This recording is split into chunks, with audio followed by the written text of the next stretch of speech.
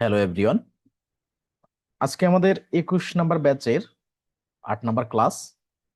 আহ, আজকের ক্লাসে আমরা দেখব প্রজেক্ট বেজ যে কোনো কাজ ব্যবসায়িকভাবে আমাদের প্রত্যেকটা প্রতিষ্ঠানে, ব্যবসা প্রতিষ্ঠানে প্রজেক্ট বেজ অনেক কার্যাবলী সেগুলো আমাদের রেকর্ড করতে হয়। এখন অ্যাকাউন্টিং টুলস যেগুলো যা আছে কম বেশি তো আমরা প্লাস নিউ আইকন থেকে শেষ করলাম। ধরেন এখানে যত টুলস আছে কুইক ক্রিয়েটে, সেই টুলস গুলো এই ওয়াল অ্যাপের ভিতরে কোথাও না কোথাও আছে। সেইগুলো ধরেন এই ওয়ান বাই ওয়ান এভাবে দেখতে গেলে, করতে গেলে এখান থেকেও যা যা পাইতাম, এই কুইক ক্রিয়েটের থেকেও তাই আমরা পাইলাম। এখন এছাড়াও আলাদা কিছু টুলস আছে, যেমন কাস্টমার এর ভিতরে কয়েকটা সেগমেন্ট আছে, প্রপোজাল, কন্ট্যাক্ট, রিভিউ, এগুলো আগের দিন আমরা দেখছিলাম। আর ভ্যাট ট্যাক্স এটা আমরা সেট আপ করছি। পেরোল, পেরোলেরও এমপ্লয়ি সেকশন যেটা সেটা দেখলাম, আর এই দুটো এখনো আপডেট করে নাই, এখানে কাজ করতেছে কুইক বুকস টিম। তা বাদে কুইক ক্রিয়েটে যা কিছু সবকিছু আমরা শেষ করলাম। এখন বাকি আছে গিয়ার আইকনে আরো কিছু, বেশ কিছু কাজ আমাদের বাকি আছে, টুলস। তা প্রত্যেকটা টুলস আমরা একে একে শেষ করলাম। এখন ওয়াল অ্যাপে প্রজেক্ট নিয়ে একটা সেগমেন্ট আছে যেটা আমরা এখনো হাত দিইনি, আজকে সেটা নিয়ে ক্লাস। আর এই পাশে গিয়ার আইকনে এখানে আরো কয়েকটা টুলস আছে, যেমন ইম্পোর্ট ডাটা বা এক্সপোর্ট ডাটা। ইম্পোর্ট করা আমরা দেখছি, মানে প্রত্যেকটা সেকশনে যেগুলো ডাটা আমরা ইম্পোর্ট করছি সেগুলো এখান থেকেও করা যায়। এখানে ক্লিক করলে ধরেন এই সিঙ্গেল সিঙ্গেল ডাটা আমরা, ব্যাংক ডাটা বাদে বাকি সব ডাটা কিন্তু অলরেডি আমরা ইম্পোর্ট করছি। ব্যাংক আর জার্নাল, জার্নাল নিয়ে আলাদা করব আর ব্যাংক ডাটা আলাদা করব, ঠিক আছে? সে দুটো করতে আমাদের বাকি আছে। আর এইখানে এটা বাদেও আরো কিছু টুলস আছে, সেগুলো নিয়ে আজকে আমরা দেখব। আর প্রজেক্টের ব্যাপারটা আগে একটু বলি। ক্লাস শুরু হওয়ার আগে আমরা এই কোম্পানির গিয়ার আইকন থেকে অ্যাকাউন্ট অ্যান্ড সেটিং এ যাব। অনেকের প্রজেক্টটা নাও থাকতে পারে। কেন নাও থাকতে পারে? আমরা যখন প্রজেক্ট সেট আপ করছিলাম, অ্যাডভান্স সেটিং এ যাব, যে এখানে প্রজেক্ট, এই দেখেন এটা অন করে নাই অনেকে, নিশ্চিত। আগের দিন যেমন এক ভাই বলছিলেন যে আমার এখানে বিলের এইখানে বিলের এখানে কি নাম্বার না কি যেন কি শো করতেছে না। তা আমি সেখানে স্ক্রিনশট দিয়ে দিয়েছিলাম যে বিল সেকশনে বা এক্সপেন্স সেকশনে এসে এই যে বিল, এই এডিটে যে দেখাইছিলাম যে show item table on expenses and purchases form, এইটা শো মানে ওপেন করছে কিনা সেটা কিন্তু আমি মেনশন করছিলাম। আহ, এইটা যদি ওপেন না করা হয় তাহলে আইটেমে, মানে বিলে বা এক্সপেন্সে আইটেম দেখাবে না, সে হোক সে প্রোডাক্ট বা সার্ভিস, এগুলো কিন্তু দেখাবে না। তো এইরকম ওপেন করা, অন করা, অফ করার অনেক বিষয় আছে। ঠিক তেমনি এই গিয়ার আইকনে এসে অ্যাকাউন্টেন্ট সেটিং এর আন্ডারে এসে অ্যাডভান্স সেটিং এ যাবেন। যখন অ্যাডভান্স সেটিং এর সেটিং গুলো আমরা করছিলাম, তখন এসে এই যে প্রজেক্টটা, এখানে যদি আমি অন না করি তাহলে কিন্তু এখন আমি প্রজেক্ট দেখতে পাবো না। কোথায় দেখতে পাবো না? এই অল অ্যাপে প্রজেক্ট নামে আলাদা কোনো আইকন আমার তৈরি হবে না। এটা অন করার বিষয়। তার মানে আপনার প্রতিষ্ঠানে প্রজেক্ট বেস বিষয়গুলো আপনি ট্র্যাক করতে চান কিনা বা রেকর্ড করতে চান কিনা, এখানে দেখেন কি লেখা আছে, organize all job related activity in one place. তো সেটা আমরা অন করছিলাম এবং সেভ করছিলাম। এখানে আই বাটনে কি দেওয়া আছে দেখেন, lets you see all your sales expenses and time sheets by project. মানে প্রজেক্ট বাই যে কাজগুলো হবে, প্রজেক্ট ওয়াইজ যে কাজগুলো হবে, সেগুলো আপনি যদি দেখতে চান তাহলে এটা আপনার অন করতে হবে, তাহলে আপনি দেখতে পাবেন। তো আমরা এটা শুরুতেই অন করছিলাম এবং লাস্টে এসে সেভ দিয়েছিলাম, লাস্টে এসে ডান দিয়েছিলাম। আমরা জানি যে সেভ দেওয়ার পরে ডান না দিলে এটা কিন্তু পার্মানেন্টলি সেভ হয় না। তো আমরা আবার একটু সেটা একটু রিভিউ করলাম। রিভিউ করলে দেখেন প্রজেক্টটা সেট আপ করার সময় এরকম রিলোড দেয়। তো যাদের এই ক্লাসটা প্র্যাকটিস করবেন, ক্লাসের পরে যাদের এরকম অফ করা আছে, তারা আগে থেকে না খুঁজে, দয়া করে, কোশ্চেন অবশ্যই করবেন কিন্তু আগে থেকে না খুঁজে, মানে ডিরেক্ট বলে ফেলবেন না গ্রুপে। আগে খুঁজবেন যে আপনার প্রজেক্ট অন করা আছে কি না। কেননা এটা কিন্তু এই জন্য আমরা রিভিউ করলাম কেবলমাত্র, ঠিক আছে?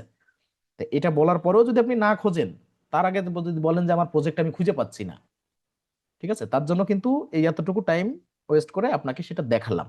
ওকে, তাহলে চলেন আমরা প্রজেক্ট বেস কাজে যাওয়ার ক্ষেত্রে আমরা এখানে প্রজেক্ট আইকনে ক্লিক করব। এখানে দুটো সেকশন আছে, এক হচ্ছে ওভারভিউ, আরেকটা আছে প্রজেক্ট। ওভারভিউতে কি দেখবেন?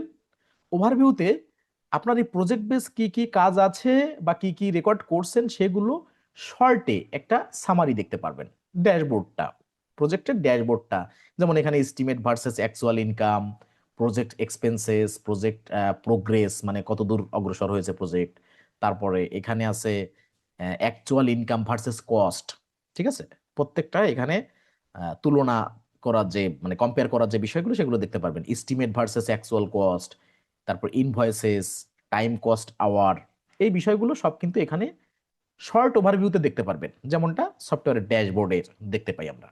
এখন আর একটা কথা বলি যে এই প্রজেক্টে আমরা যে কোনো ট্রানজেকশন করলে প্রজেক্টের ভিতরে তো আলাদা আলাদা প্রজেক্ট বেজ আমরা সবকিছু দেখতে পাবো। যেমন আমি একটা ইনভয়েস যদি করি কোনো একটা প্রজেক্টের আন্ডারে, তাহলে এখানেও দেখতে পাবো, আবার অল সেলসে যে সেলস অ্যান্ড গেট পেইডের আন্ডারে সেলস ট্রানজেকশন এখানেও দেখতে পারবো। তার মানে কুইকবুকস আপনাকে এমন একটা ফিচার এখানে দিচ্ছে, ধরেন আপনি কোনো একটা প্রতিষ্ঠানে, যেমন আমার একজন কাস্টমার ধরেন অ্যালেক্স ব্ল্যাকি এখানে ডাটাবেজে যে আছে, ওনার সাথে ধরেন আমি একটা প্রজেক্ট করব, উনি 1 মাস ব্যাপী একটা মেডিকেল ক্যাম্প করবে, সেখানে আমার প্রতিষ্ঠানের এমপ্লয়ি আমি এখানে দিব, বা আমার প্রতিষ্ঠানের বিভিন্ন ইকুইপমেন্ট বা প্রোডাক্ট সার্ভিস এগুলো এখানে নিয়ে একটা প্রজেক্ট আয়োজন করব। সেক্ষেত্রে তার সাথে আমার কন্ট্যাক্ট হয়েছে। এখন এই প্রজেক্ট বেস কাজগুলো এখানে লেখা থাকবে বা এখানে এন্ট্রি করা থাকবে, এখান থেকে প্রজেক্টের থেকে প্রফিটেবিলিটি কেমন বা প্রজেক্ট প্রফিটেবিলিটি কেমন, প্রজেক্ট থেকে ইনকাম কেমন, বা প্রজেক্টে লস হচ্ছে কিনা, প্রজেক্টে কস্ট কেমন হচ্ছে, এগুলো প্রজেক্টে যেমন দেখতে পারবো আলাদা আলাদা, ঠিক তেমনি সেলসের ক্ষেত্রেও কিন্তু কোম্পানির ওভারঅল সেলসে কিন্তু এটা ইম্প্যাক্ট ফেলবে। দুই জায়গা থেকে ইম্প্যাক্ট ফেলবে। আপনার যদি মনে হয় এরকম যে আমি প্রজেক্ট বেস যে কাজগুলো করব এটাতে কি আমার কোম্পানির ওভারঅল প্রফিট অ্যান্ড লসে ইম্প্যাক্ট পড়বে কি না, উত্তরটা হচ্ছে পড়বে, আবার প্রজেক্ট বেস আলাদা করেও থাকবে। তা আমরা এই যতই যা বলি না কেন, প্রজেক্টটা যখনই আমরা বাস্তবে প্রজেক্ট নিয়ে এন্ট্রি করব বা প্রজেক্ট নিয়ে আমরা এখানে আলাদাভাবে প্রজেক্ট অ্যাড করে সেইটার হিসাব নিকাশ যখন করব, তখন এটার বাস্তব ইম্প্যাক্ট দেখতে পারবেন। এখন বললেও অনেক ক্ষেত্রে আপনার ক্লিয়ার হবে না। তো চলেন আমরা ওভারভিউ তো দেখলাম, এবার প্রজেক্টে যাই। প্রজেক্টে গেলে আমার এখানে একটা প্রজেক্ট ক্রিয়েট করছিলাম, তারপর আবার ডিলিট করে দিয়েছিলাম, কিন্তু আপনাদের প্রথমে এরকম থাকবে না। আপনাদের যে কোনো আইকন ওপেন করলে প্রথমে যেমন থাকে যে শর্ট ওভারভিউ একটা থাকে, বা আরো অনেক কিছু লেখা টেখা থাকে মোটামুটি, সেখানে আপনি পাবেন নিউ প্রজেক্ট, ঠিক আছে, নিউ প্রজেক্ট পাবেন, আর হচ্ছে আরো কিছু ফিচার ফাংশন এখানে দেখতে পাবেন। তা আমি নিউ প্রজেক্টটা আমার এখানে দেখাচ্ছে, আর আপনাদের ওপেন করলে প্রথমেই মানে আরো অনেক কিছু এরকম লেখা টেখা থাকবে, মানে এই যে আইকনগুলো এরকম ফার্স্টেই আসবে না, ঠিক আছে। তা আপনারা নিউ প্রজেক্ট কোথায় আছে সেখানে ক্লিক করবেন, ক্লিক করলে আপনার এখান থেকে আমি যেখান থেকে দেখাচ্ছি সেখান থেকে পরবর্তী স্টেপগুলো নিতে পারবেন। তো চলেন আমরা একটা নিউ প্রজেক্টে যাব। নিউ প্রজেক্টে ক্লিক করলাম, ক্লিক করলে এখানে কি কি আমরা দেখতে পাবো দেখেন। আমরা প্রজেক্ট দিয়ে কি করব, একটা নিউ প্রজেক্ট ক্রিয়েট করব, সেখানে ইনভয়েস করব, রিসিভ পেমেন্ট করব, টাইম রেকর্ড করব, বিল ক্রিয়েট করব। ওকে, তা আমরা যেহেতু ক্রিয়েট এ নিউ প্রজেক্টে ক্লিক করলাম, এই যে নিউ প্রজেক্ট ক্লিক করলাম, ক্লিক করলে প্রজেক্টের নেম দিব, ধরেন মেডিকেল ক্যাম্প, মেডিকেল ক্যাম্প, যেহেতু আমাদের মেডিকেল রিলেটেড প্রতিষ্ঠান, ঠিক আছে, মানে আমাদের ইন্ডাস্ট্রি মেডিকেল বা ফার্মাসিউটিক্যাল, মেডিকেল ক্যাম্প দিলাম, মেডিকেল ক্যাম্প। কাস্টমারকে এখন দেখেন এই যে অ্যালেক্স ব্ল্যাকি, ধরেন আমরা এনাকে দিয়ে একটা প্রজেক্ট করব, অ্যালেক্স ব্ল্যাকির একটা ক্যাম্প, এটা মেডিকেল ক্যাম্প। অ্যালেক্স ব্ল্যাকিকে সিলেক্ট করলে ওনার যাবতীয় যা কিছু আছে সব ডাটা এখানে অ্যাড হয়ে যাবে। এখন প্রজেক্টের স্টার্ট ডেট আর এন্ড ডেট দেব, ধরেন 26 সালের জানুয়ারি 1 তারিখ থেকে শুরু, আর এন্ড ডেট কবে, ধরেন জানুয়ারির 31 তারিখ এই বছরের। ওকে, এবার স্ট্যাটাসটা কি, যদি শুরু না হয় প্রজেক্টটা তাহলে নট স্টার্টেড, তার মানে প্রিভিয়াস সরি ব্যাক ডেটে যদি আপনি করেন তাহলে নট স্টার্টেড দিতে পারেন, ব্যাক ডেটে না, সরি আপকামিং ডেটে ধরেন প্রজেক্ট যে ফেব্রুয়ারি 1 তারিখ থেকে, তাহলে আপনার নট স্টার্টেড থাকবে। বা এমনও হতে পারে যে না, কয়েকদিন হয়ে গেছে, তাতেও মনে করেন আপনার প্রজেক্টটা শুরু হয়নি, তাহলে নট স্টার্টেড দিতেই পারেন। আর এখন যেহেতু আমার প্রজেক্ট চলমান, যে 1 তারিখ থেকে আজকে 10 তারিখ হয়ে গেছে, ধরে নেন এই 10 দিন ধরে প্রজেক্টটা চলমান, তাহলে ইন প্রোগ্রেস। আর যদি প্রজেক্টটা শেষ হয়ে যায় এবং প্রজেক্টটা রেকর্ড করে থাকেন তাহলে কমপ্লিট। আর যদি প্রজেক্টটা কোনো কারণে ক্যান্সেল হয় তাহলে ক্যান্সেল স্ট্যাটাস। তা আমাদের যেহেতু চলমান আছে আমরা ইন প্রোগ্রেস স্ট্যাটাস দিব। গেল। এবার কান্ট্রি ইউনাইটেড কিংডম, কেন ইউনাইটেড কিংডম, আমাদের হোম কান্ট্রি ইউনাইটেড কিংডম, তার জন্য এটা ইউনাইটেড কিংডম এখানে সিলেক্ট হয়ে গেছে আমার কাস্টমারকে সিলেক্ট করলে, ঠিক আছে। এবার হচ্ছে স্ট্রিট অ্যাড্রেস, এখানে যা যা কাস্টমারের যেটা যেটা দেওয়া আছে সেটা সেটা এখানে দেওয়া আছে। ওকে, এখানে হয়তো কাউন্ট্রিটা দেওয়া নেই, আমি বেডফোর্ডশায়ার এটা সিলেক্ট করে দিই, বেডফোর্ডশায়ার, এই যে। ওকে, পোস্টাল কোড টোড সবকিছু সব কাস্টমারের অ্যাড্রেস, আর কিছুই না। আর এখানে যদি বিলিং শিপিং আলাদা হয় তাহলে আপনি এই টিকমার্কটা উঠায় এখানে আবার শিপিং অ্যাড্রেস অ্যাড করতে পারেন। তো যেহেতু আমাদের বিলিং শিপিং এক এই কাস্টমারের, এবং এই প্রজেক্ট নিয়ে যদি কোনো নোট থাকে এই প্রজেক্ট রিলেটেড, তাহলে আপনি এখানে নোট করে রাখতে পারেন। তারপরে কি আছে, কাস্টম ফিল্ড। কাস্টম ফিল্ডে আরো কিছু যদি কোনো কিছু অ্যাড করতে চান, যেমন ম্যানেজ কাস্টম ফিল্ডে গেলে আরো অনেক কিছু অ্যাড করার অপশন আছে। অ্যাড কাস্টম ফিল্ডে যখন আপনি যাবেন, এখান থেকে অন্য কোনো কাস্টমার, অন্য কোনো ট্রানজেকশন, অন্য কোনো প্রজেক্ট বা সেলস রিসিপ্ট বা আদার যে কোনো কিছু যদি আপনি চান, এখানে আরো কিছু অ্যাড করতে পারেন। তো সেটা অ্যাডিশনাল, ঠিক আছে। এখন আমরা কি করব, আর একটু ব্যাকে যাব, ব্যাকে যে দেখবো যে এটা আছে কি না, অলরেডি ব্যাকে চলে গেছে কিনা। আচ্ছা, অ্যাড কাস্টম ফিল্ড আমার দরকার নেই, আমার এই যে যতটুকু রাখছি তাই চলে গেছে অলরেডি। আচ্ছা, আমরা নতুন করে সেটা দিব, মেডিকেল ক্যাম্প আমরা দিলাম, medical camp customer Alex Blakey, আর সব ঠিক আছে। ডেট জানুয়ারি 1 তারিখ, এখান থেকে 31 জানুয়ারি, ইন প্রোগ্রেস, সবকিছু ঠিকঠাক আছে। এখানে কাউন্টি বেডফোর্ডশায়ারটা দিয়ে দেই, বি, বি দেওয়া, সরি, এই যে দিলাম। এখন আমার আর কিছু দেওয়ার নেই, আমি সেভ অ্যান্ড ক্লোজ করবো। এখন যদি আপনি চান যে কোনো একটা পিডিএফ এখানে রাখবেন, কোন একটা পিডিএফ ধরেন এখানে আপনি অ্যাটাচ করে রাখবেন, পিডিএফ, জেপিজি, পিএনজি, মানে এই প্রজেক্ট রিলেটেড কোনো একটা বিষয়। এইখানে উপরে একটা জিনিস দেখেন, আমরা কিন্তু এখনো কোনো এআই রিলেটেড কুইক বুকসের কোনো এআই ফিচারে হাত দিই নাই, এই প্রথম কোনো এআই ফিচারে হাত দিতে যাচ্ছি। এআই, ঠিক শুনছেন, অ্যাকাউন্টিং এ এআই, নিউ প্রজেক্ট। আর এখানে দেখেন কি লেখা আছে, প্রজেক্ট ম্যানেজমেন্ট এজেন্ট, বেটা, ঠিক আছে, এই যে বেটা আইকন দেওয়া আছে। প্রজেক্ট ম্যানেজমেন্ট এজেন্ট বলতে প্রজেক্ট ম্যানেজমেন্ট আপনি যেখানে করবেন সেখানে যদি কোনো ইরোর আপনি করেন, কোনো ভুল করেন, বা কোনো কিছুতে আপনার কোনো হেল্পের দরকার হয়, সেক্ষেত্রে এআই কে আপনি আস্ক করবেন। এআই আপনাকে, আপনি যেভাবে হেল্প চাচ্ছেন সেভাবে আপনাকে অনুসরণ করবে। আপনার কোশ্চেনটা যদি লেখা ঠিকঠাক হয়, বা এইটা অ্যাকাউন্টিং রিলেটেড কোনো কোশ্চেন যদি এখানে আপনি করেন, বা প্রজেক্ট ম্যানেজমেন্টের ক্ষেত্রে যদি কোনো হ্যাসেল আপনি ভোগ করেন, সেক্ষেত্রে আপনাকে এই এজেন্ট, অর্থাৎ AI agent, accounting AI agent, যেটা ইনটুইট এআই এজেন্ট, সেটা আপনাকে হেল্প করবে।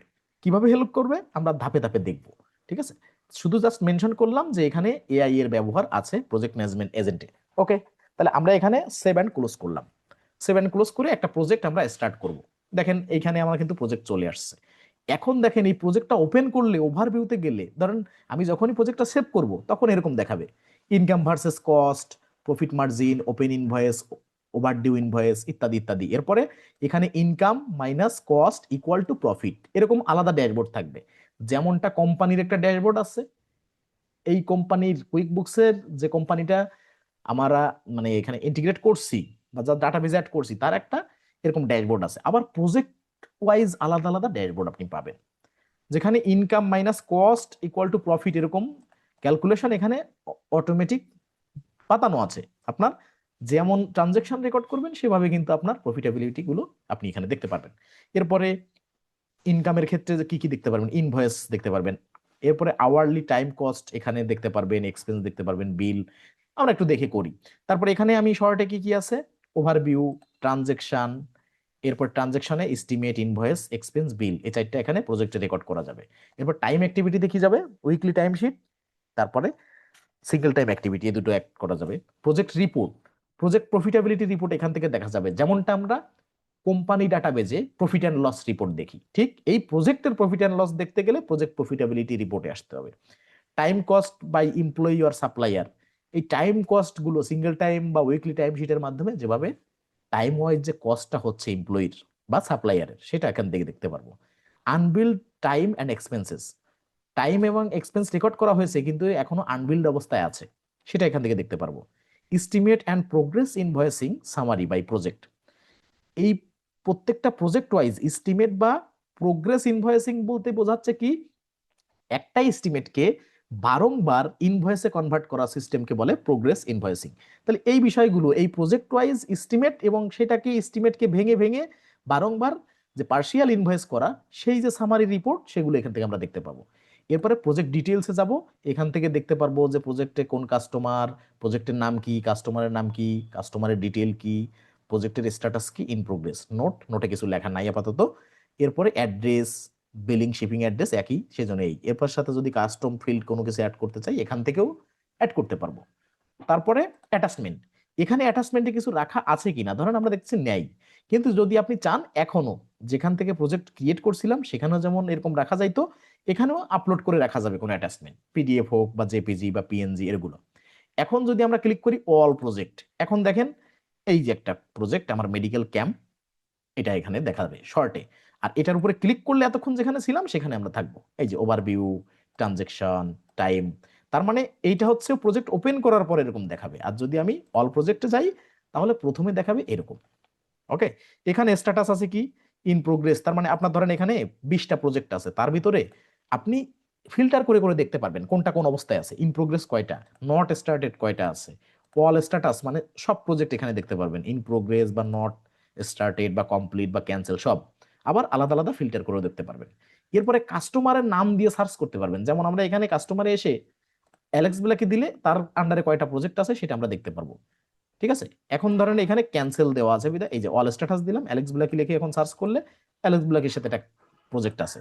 এরপর যদি কৃষি স্মিথ নিয়ে থাকতো তাহলে কৃষি স্মিথে দেখতে পারবো। আবার কাস্টমারে অল ফিল্টার দিলে তাও কিন্তু সবগুলো দেখাবে।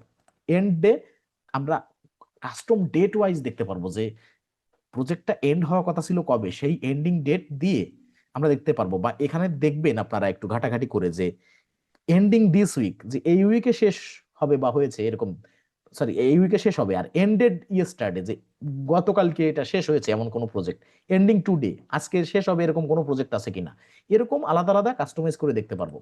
এরপর আওয়ারলি কস্ট এবং পেরোল এক্সপেন্স এগুলোও কিন্তু এখান থেকে দেখতে পারবো ফিল্টার করে। আর সার্চ দিব প্রজেক্টে কি কি দিয়ে, বিভিন্ন কিছু দিয়ে, অন্য কোনো কিছু আমার যদি থাকে এগুলোর কিচ্ছু উদাহরণ মনে নাই, কোন একটা টাকার অ্যামাউন্ট মনে আছে বা অন্য কোনো কিওয়ার্ড মনে আছে এই প্রজেক্ট রিলেটেড, সেটা দিয়ে আমি সার্চ করে কিন্তু এখান থেকেও দেখতে পারবো। আর ম্যানেজ সেটিং এ গেলে কি হবে, সেট কস্ট রেট, আমি এখান থেকে কস্ট রেটটা আমি এখানে সেট আপ করতে পারবো, এমপ্লয়ি কস্ট রেট। ধরেন এখানে 3জন এমপ্লয়ি আছে, কার কস্ট কত হবে, ঠিক আছে, পার আওয়ারে কত করে আমি দিব, সেগুলো আমি এই প্রজেক্টে আলাদাভাবে রেকর্ড করতে পারি। যে হোক এই 3জন আমার আলাদা এমপ্লয়ি, কিন্তু এই প্রজেক্টে কাকে কত করে আমি আওয়ারলি পে করব, পে রেট আওয়ারলি, আবার বেনিফিটস আওয়ারলি, ট্যাক্স কত করে থাকবে, ওভারহেড আওয়ারলি কত করে যাচ্ছে, তারপরে কস্ট রেট আওয়ারলি, এগুলো আমি সেট করতে পারবো। চাইলে নাও করতে পারি, ঠিক আছে, চাইলে নাও করতে পারি যে না আমার ওই কোম্পানি ডাটাবেজে যা যা তাই থাকবে। আবার যদি মনে হয় যে না এই প্রজেক্টে তাদের আমি একটু বেশি করে স্যালারি দিব, এটা একটা ভালো প্রজেক্ট মানে প্রফিটেবল প্রজেক্ট, আমার যেখানে অন্য আমার আমার প্রতিষ্ঠানে একজন এমপ্লয়ির স্যালারি আছে আওয়ারলি 50 জিবিপি, সেখানে আমি তাকে 60 জিবিপি করে দিব, যেহেতু এটা প্রফিটেবল প্রজেক্ট এবং প্রত্যেকের ডেডিকেশন দেওয়ার ব্যাপার আছে, বা আরো মানে আহ, কি বলে আরো পটেনশিয়াল ভাবে কাজ করার প্রয়োজন আছে। তো সেক্ষেত্রে আপনি তাদের ইনফ্লুয়েন্স করার জন্য আরো বেশি রেটও দিতে পারেন। সেক্ষেত্রে সেই সুযোগটাও এখান থেকে যে ম্যানেজ সেটিং এ যে সেট কস্ট রেট এটা দিতে পারেন। আর নিউ প্রজেক্ট তো দেখালাম, আর এখান থেকে যে কনভার্ট ফ্রম সাব কাস্টমার, ঠিক আছে, সাব কাস্টমারের আন্ডার থেকে যদি কোনো প্রোডাক্ট মানে সরি প্রজেক্ট করতে হয় তাও আপনি করতে পারবেন। এইটা আমরা শর্টে দেখে নিলাম যে আমরা একটা প্রজেক্ট কিভাবে রান করব, এবং রান করার পর এখানে প্রজেক্টে কি কি ফিচার ফাংশন আছে। আরেকটা জিনিস গিয়ার আইকনে, এখানে আপনি কি কি দেখাতে চান, যে এই যে প্রজেক্টের ড্যাশবোর্ড এখানে কি কি দেখাতে চান।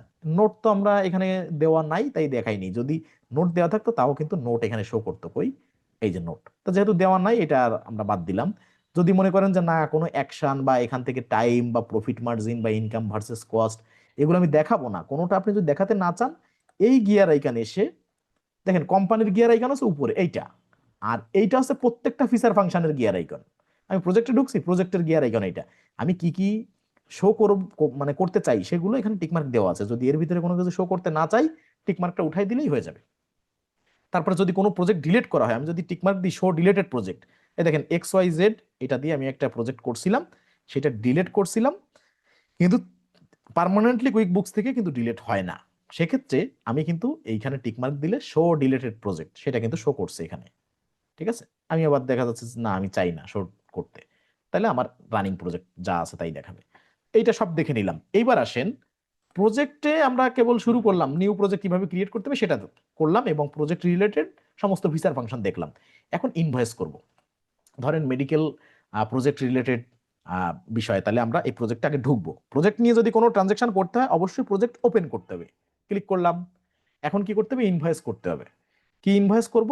যে অ্যালেক্স ব্ল্যাকের সাথে যে প্রজেক্ট, তাই নিয়ে আমার ইনভয়েস করতে হবে। এখন ইনভয়েস বা এই যে ট্রানজেকশন কোথায় পাবো? এখান থেকেও পাবো।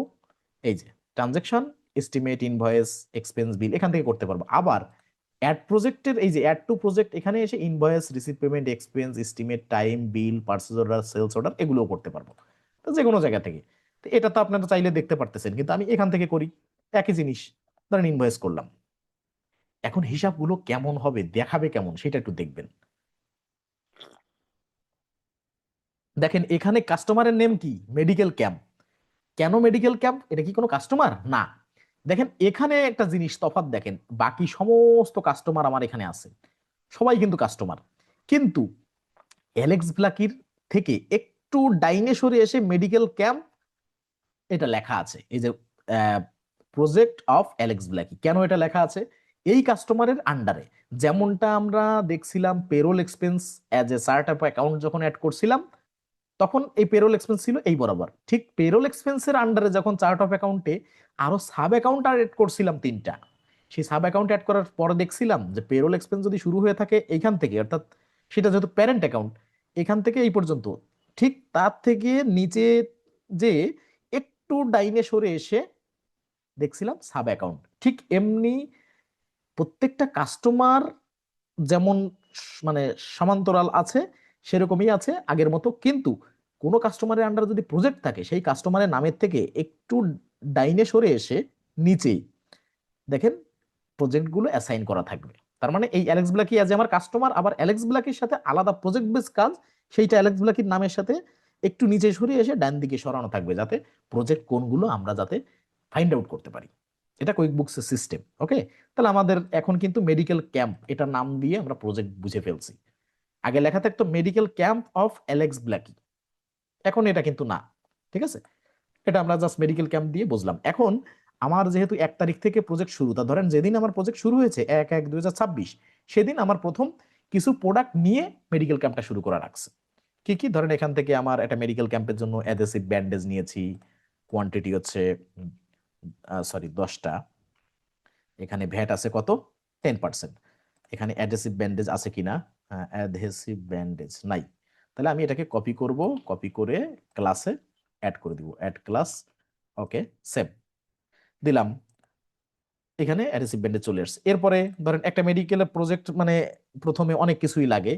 3 মিটার ইলাস্টিক ব্যান্ড এখানে দিলাম 15টা, এবং এখানে ভ্যাট দিচ্ছি, এটাও 10%। এটা 3 মিটার ইলাস্টিক ব্যান্ড ক্লাস আছে। এরপরে এখানে দিচ্ছি ধরেন অ্যানেস্থেশিয়া মেশিন, এখানে দিচ্ছি 12টা, ট্যাক্স 10%। এখানে anaesthesia machine, sorry anaesthesia machine. Okay, এরপরে ব্লাড ব্যাগ এখানে দিচ্ছি 20টা, এখানে ট্যাক্স 10%। এগুলো কিন্তু ছোট করা যায়, যে ধরেন কোনোটা আপনার কাজে ক্ষতিগ্রস্ত করতেছে কাজকে, তাহলে এগুলো ছোট ছোট করে রাখতে পারেন, সমস্যা নেই, এগুলো ছোট করা যায়। ঠিক আছে, এগুলো সব ছোট করা যায়। ওকে, এরপরে এখানে ব্লাড ব্যাগ নিয়ে কোনো ক্লাস আছে কিনা? হ্যাঁ আছে। মানে এখানে প্রথম প্রজেক্ট যখন শুরু হবে তখন কিন্তু অনেকগুলো ট্রানজেকশন হয় স্বাভাবিকভাবেই। যে ক্লায়েন্টের কাজ করবেন দেখবেন প্রথম ট্রানজেকশনটা একটু বড় হয়। ঠিক আছে, এরপরে ধরেন ইলেকট্রোকার্ডিওগ্রাফ আছে, এখানে দিলাম ধরেন 10টা। ওকে, এখানে ট্যাক্স 15%। 15% কই? এই যে 15%। তাহলে ইলেকট্রোকার্ডিওগ্রাফ নিয়ে কোনো ইয়ে আছে কিনা? আছে। ওকে, এরপরে আছে কি আমার আহ দাঁড়াও, আর দুই একটা অ্যাড করি, ইসিজি মেশিন, এটা দিলাম 5টা, এখানে দিলাম 15% ট্যাক্স, এখানে ইসিজি মেশিন। ওকে, ধরেন অ্যালেক্স ব্লাকির এই মেডিকেল ক্যাম্পের জন্য আমি আমার কাস্টমার অ্যালেক্স ব্লাকিকে, কাস্টমার আমার যেহেতু আমার কাছ থেকে প্রোডাক্ট নিয়ে, আমার এমপ্লয়ি নিয়ে তার সাথে আমি প্রজেক্ট করতেছি, তাহলে সে প্রাথমিক অবস্থায় প্রজেক্টটা যেদিন শুরু হয় এই প্রোডাক্টগুলো আমার কাছ থেকে পারচেস করলো। এই কটা পারচেস করে আমার সাথে প্রজেক্টটার কাজ শুরু হলো। তাহলে আমি তারিখ দিয়েছি, সবকিছু দিয়েছি, ইনভয়েস বলতে বোঝাচ্ছে বাকিতে, তাই না? তাহলে আমরা বুঝে নিলাম নিয়ে এখানে কোনো শিপিং যদি কোনো কস্ট থাকে সেগুলো আপনি অ্যাড করতে পারেন, শিপিং ট্যাক্স বা এখান থেকে আপনার শিপিং যদি কোনো ফি থাকে সেটাও অ্যাড করতে পারেন, ঠিক আছে। তা এখানে আমার দেখলাম যে না, আর কিছু নাই আমার আন্ডারের প্রজেক্ট, তার মানে কিছু কিছু বিষয় সে ছাড় পাচ্ছে, শিপিং কস্ট আমি বিয়ার করলাম বা কিছু। এখানে সেভ অ্যান্ড ক্লোজ করলাম। সেভ অ্যান্ড ক্লোজ করলে দেখেন একই ট্রানজেকশন কোথায় কোথায় হিট করে। এই এই ইনভয়েস হলো এখন 1022 নাম্বার ইনভয়েস, সেটা দেখেন কত মানে ভ্যালু কত, 15,425। এখন দেখেন তো যে এই সেলসে এসে, সেলস ট্রানজেকশনে এসে এটা হয়েছে কিনা 1022 নাম্বার ইনভয়েস। অবশ্যই হয়েছে, এই দেখেন 15,425। এখানে কি লেখা, অ্যালেক্স ব্লাকি মেডিকেল ক্যাম্প। তার মানে দেখেন এখানে কিন্তু প্রজেক্টটা অন্যভাবে আসছে, আগে ছিল শুধু কাস্টমার। আজকে যখনই আমরা প্রথম কোনো প্রজেক্ট ক্রিয়েট করছি তখন কাস্টমার অবলিক দিয়ে প্রজেক্ট, ঠিক আছে। এবং এখানে লেখা অ্যালেক্স ব্ল্যাকি, এরপরে দিয়ে মেডিকেল ক্যাম্প, তার মানে তার আন্ডারে কোনো প্রজেক্ট। অন্য সবাই দেখেন শুধু কাস্টমার, আর এখানে এসে তার নাম সহ মেডিকেল ক্যাম্পটা চলে আসছে। একই ট্রানজেকশন, এটা হচ্ছে company database. Sales and get পেইডে এসে সেলস ট্রানজেকশনে যেটা দেখতেছি এটা হচ্ছে কোম্পানি ডাটাবেস। তার মানে overall company profit and loss বা কোম্পানি পার্সেস বা সেলসে এটা কিন্তু হিট করছে, এবং আবার প্রজেক্টে আলাদা আলাদা ভাবে কিন্তু এটা আমরা রেকর্ড করতেছি। এমডি আব্দুল আলিম, আপনার মাউসটা কিন্তু এই স্ক্রিনের পরে জুমে মাউসটা কিন্তু মানে কি হয় বলতে পারি না, তবে আপনার এখানে ড্রয়িং করতেছেন স্ক্রিনে, এটা কিন্তু রেকর্ড হচ্ছে। এই যে রেড মার্ক করছেন, দাগ দিয়েছেন। আচ্ছা, তাহলে এখানে আমাদের এই প্রজেক্টের দেখেন, এবার দেখেন এখানে একটা ট্রানজেকশন কেবলমাত্র রেকর্ড করছি যে একটা প্রজেক্ট বেস কাজে। এখানে দেখেন ইনকাম জেনারেট হয়েছে 13,600, কস্ট 9,670, প্রফিট মার্জিন কত, 28.9%, স্ট্যাটাস ইন প্রোগ্রেস। এখন এটা আমরা ওপেন করে একটু দেখি আরো সহজে। তার মানে একটা ট্রানজেকশন যখন করছি এখান থেকে আমরা কি কি পাবো দেখেন, এই ট্রানজেকশনে আসলাম একটা ট্রানজেকশন, এবার যদি যাই প্রজেক্ট এক একটা করে যাই, ওভারভিউতে যাই, ওভারভিউতে গেলে দেখেন প্রফিট মার্জিন দেখতে পারবো। এই দেখেন ইনকাম 13,600, কস্ট 9,670, এইগুলো কোথা থেকে আসলো? তার মানে আমি এই প্রজেক্টটা অ্যালেক্স ব্ল্যাকের সাথে করতেছি, হ্যাঁ এটা বাকিতে বা ডিউ, মানে নগদ টাকা পেয়ে প্রজেক্ট করতেছি তা না, এটা কিন্তু বাকিতে। কিন্তু আমি প্রজেক্টের শুরুতে অ্যালেক্স ব্ল্যাকি আমার যে কাস্টমার যার আন্ডারে প্রজেক্টটা করতেছি, সে এই প্রজেক্টটা শুরু করার জন্য প্রথম দিন আমার কাছ থেকে যে প্রোডাক্টগুলো পারচেস করছে, পারচেস করলে আমি তার কাছে যে সেল করছি, সেই সেল করে আমার সেলস যে কয় টাকার সেলস হয়েছে তার ভিতরে আমার অ্যাকচুয়াল কস্ট, অর্থাৎ ওই প্রোডাক্টগুলো তো আমি কিনছি কারো কাছ থেকে, আমি কিনে অ্যালেক্স ব্ল্যাকের কাছে বিক্রি করতেছি। তাহলে আমি যখন কিনছি তার কস্ট প্রাইস তো আমার লেখা ছিল, প্রত্যেকটা প্রোডাক্ট আমি যা পারচেস করছি করে তাই তো আমি আবার বিক্রি করতেছি, তা পারচেস কস্ট যা ছিল তাই হয়েছে 9,670। আর আমি তারপরে সেল করছি এই যে ইনকাম, অর্থাৎ এই পারচেস করার পরে টোটাল মানে সেল করছি কত, 13,600 দিয়ে। তার মানে এখান থেকে আমার প্রফিট মার্জিন কত সেটা হিসেব করে প্রফিট মার্জিনের পার্সেন্টেজটাও বের করছে, ওপেন ইনভয়েসে কত টাকা আছে সেটা বের করছে, এবং ইনকাম থেকে কস্ট বাদ দিয়ে অ্যাকচুয়াল ভ্যালুতে প্রফিট কত, এক হচ্ছে প্রফিট মার্জিন কত এটা পার্সেন্টেজে, এবং প্রফিট ভ্যালু কত সেটাও কিন্তু বের করে দিয়েছে। তার মানে এখানে কোম্পানি ডাটাবেজে যেমনটা প্রফিট অ্যান্ড লস দেখা যায়, এখানে সেরকম আলাদা করে প্রজেক্টের ভিতরেও আলাদা, মানে কোম্পানির আন্ডারে সাব কোম্পানি, প্রায় কোম্পানির আন্ডারে ধরেন আলাদা কোনো প্রজেক্ট থাকলে সেক্ষেত্রে আপনি আলাদা প্রফিট লস বা এই রিপোর্টগুলো দেখতে পারবেন সহজেই, ঠিক আছে। এখন ট্রানজেকশনে যান, এখানে একটা দেখা যাচ্ছে, এরপরে টাইম অ্যাক্টিভিটিতে যান, টাইম অ্যাক্টিভিটি এখনো কিছু রেকর্ড করিনি, প্রজেক্ট রিপোর্টে যান, এবার প্রজেক্ট প্রফিটেবিলিটিতে যান। তার মানে এটা আছে প্রফিটের, মানে প্রফিট অ্যান্ড লস রিপোর্ট, কোনটা প্রজেক্টের, ওয়ার্ল্ড ডেট দেওয়া আছে। এখন আপনি সার্চ করেন, দেখেন এই যে এটা কিন্তু কিসের রিপোর্ট দেখেন, project profitability for Alex Blakey's medical camp report. তার মানে প্রজেক্টের প্রফিটেবিলিটি কেমন, কোন প্রজেক্টের, অ্যালেক্স ব্লাকির মেডিকেল ক্যাম্প প্রজেক্টের প্রজেক্ট প্রফিটেবিলিটি কেমন সেই রিপোর্টটা হচ্ছে তাই। এই দেখেন এখানে লেখা আছে project profitability for Alex Blakey's medical camp, all date দিলাম। এখানে ইনকাম কত, total sales of product income এত টাকা, এরপরে কস্ট অফ সেলস বাদ দিলে এত টাকা, গ্রস প্রফিট এই টাকা আসছে, আওয়ারলি কস্ট কিছু দিই নাই, তাহলে নেট অপারেটিং ইনকাম এত, লাস্ট এসে নেট ইনকাম। এখন এ কিন্তু কেবল একটা ট্রানজেকশনে, এবার চলেন বাকি ট্রানজেকশন গুলো করি, তাহলে আরো বাকি ট্রানজাকশন গুলো করার পরে অ্যাকচুয়াল রিপোর্টটা আমরা দেখি, তারপর আরো বুঝতে পারবো। তাহলে আমরা এই কেবল করলাম কি ইনভয়েস করলাম, এবার রিসিভ পেমেন্ট করব, কারণ এই টাকাটা তো বাকিতে ছিল। দেখা যাচ্ছে এখন অ্যালেক্স ব্ল্যাকের কাছ থেকে আমি টাকাটা নিব, এতদিন বাকিতে মানে সেল করছি, তাহলে রিসিভ পেমেন্ট উনি ধরেন 1 তারিখে কোনো টাকা দিই নাই, দেখা যাচ্ছে 1 তারিখে ওনাকে আমি প্রোডাক্ট গুলো দিয়ে গেছি, উনি 3 তারিখে এই বাকি যে টাকা মানে প্রোডাক্ট গুলো আমার কাছ থেকে কিনছে সেইগুলো টাকা দিচ্ছে, কিসে দিচ্ছে, চেকে দিচ্ছে। কোন চেকটা কোথায় যাচ্ছে, ডিপোজিট হচ্ছে ব্যাংক অফ ইংল্যান্ডে। ওকে, কিসের, এই যে ইনভয়েস 1022, এটা আমি টিকমার্ক দিলাম, দিয়ে চেকে পেমেন্ট দিচ্ছে। যদি চেক নাম্বার দিত তাহলে আমি রেফারেন্স নাম্বার দিতাম চেক নাম্বারটা, তাহলে আমরা এখানে দিচ্ছি না কোনোটা, যেহেতু আমাকে দেয় নাই। তাহলে ইনভয়েস 1022 দিলাম, দিয়ে এখানে টিকমার্ক দিলাম। দেওয়ার পর আমি দেখতেছি না, উনি আমাকে টোটাল পেমেন্টটা করতেছে 3 তারিখে। আমি এখানে সেভ এন্ড ক্লোজ দিলাম। এবার দেখেন আরো একটা ট্রানজেকশন আমাদের হলো, ট্রানজেকশনের দাম এখন দুইটা, একটা পেমেন্ট, একটা মেড ইনভয়েস। তাহলে এটা আগে ছিল ওপেন অবস্থায় ইনভয়েসটা, এটা এখন পেইড হয়ে গেল, আবার পেমেন্টটা যেটা আমি পেমেন্ট নিলাম সেটা কিন্তু ক্লোজড স্ট্যাটাস দেখাচ্ছে। এখন যাই আমার টাইম রেকর্ড, অর্থাৎ এমপ্লয়ি দিয়ে যে টাইম রেকর্ডটা করব সেটাই যাই, অর্থাৎ আমার এমপ্লয়ি দিয়েও তো সার্ভিস দিচ্ছি। তাহলে এখন যাব কোথায়, অল সরি অ্যাড টু প্রজেক্টে, যে টাইমে যাব। টাইমে গেলে আমি আমার এমপ্লয়ি দিয়ে এই প্রজেক্টের আন্ডারে সার্ভিস দেওয়াবো। নেম কি, আমার এখানে এমপ্লয়ি আছে 3জন, সাপ্লায়ার আছে অনেক কয়েকজন। তাহলে আমি মনে করেন জেইস আলেকজান্ডার, ওনাকে দিয়ে আমি অ্যালেক্স ব্ল্যাকের মেডিকেল ক্যাম্পে কি করব, সার্ভিস, কি সার্ভিস দিবে উনি, সার্ভিস রিলেটেড ধরেন এখান থেকে আহ কি দেওয়া যায়,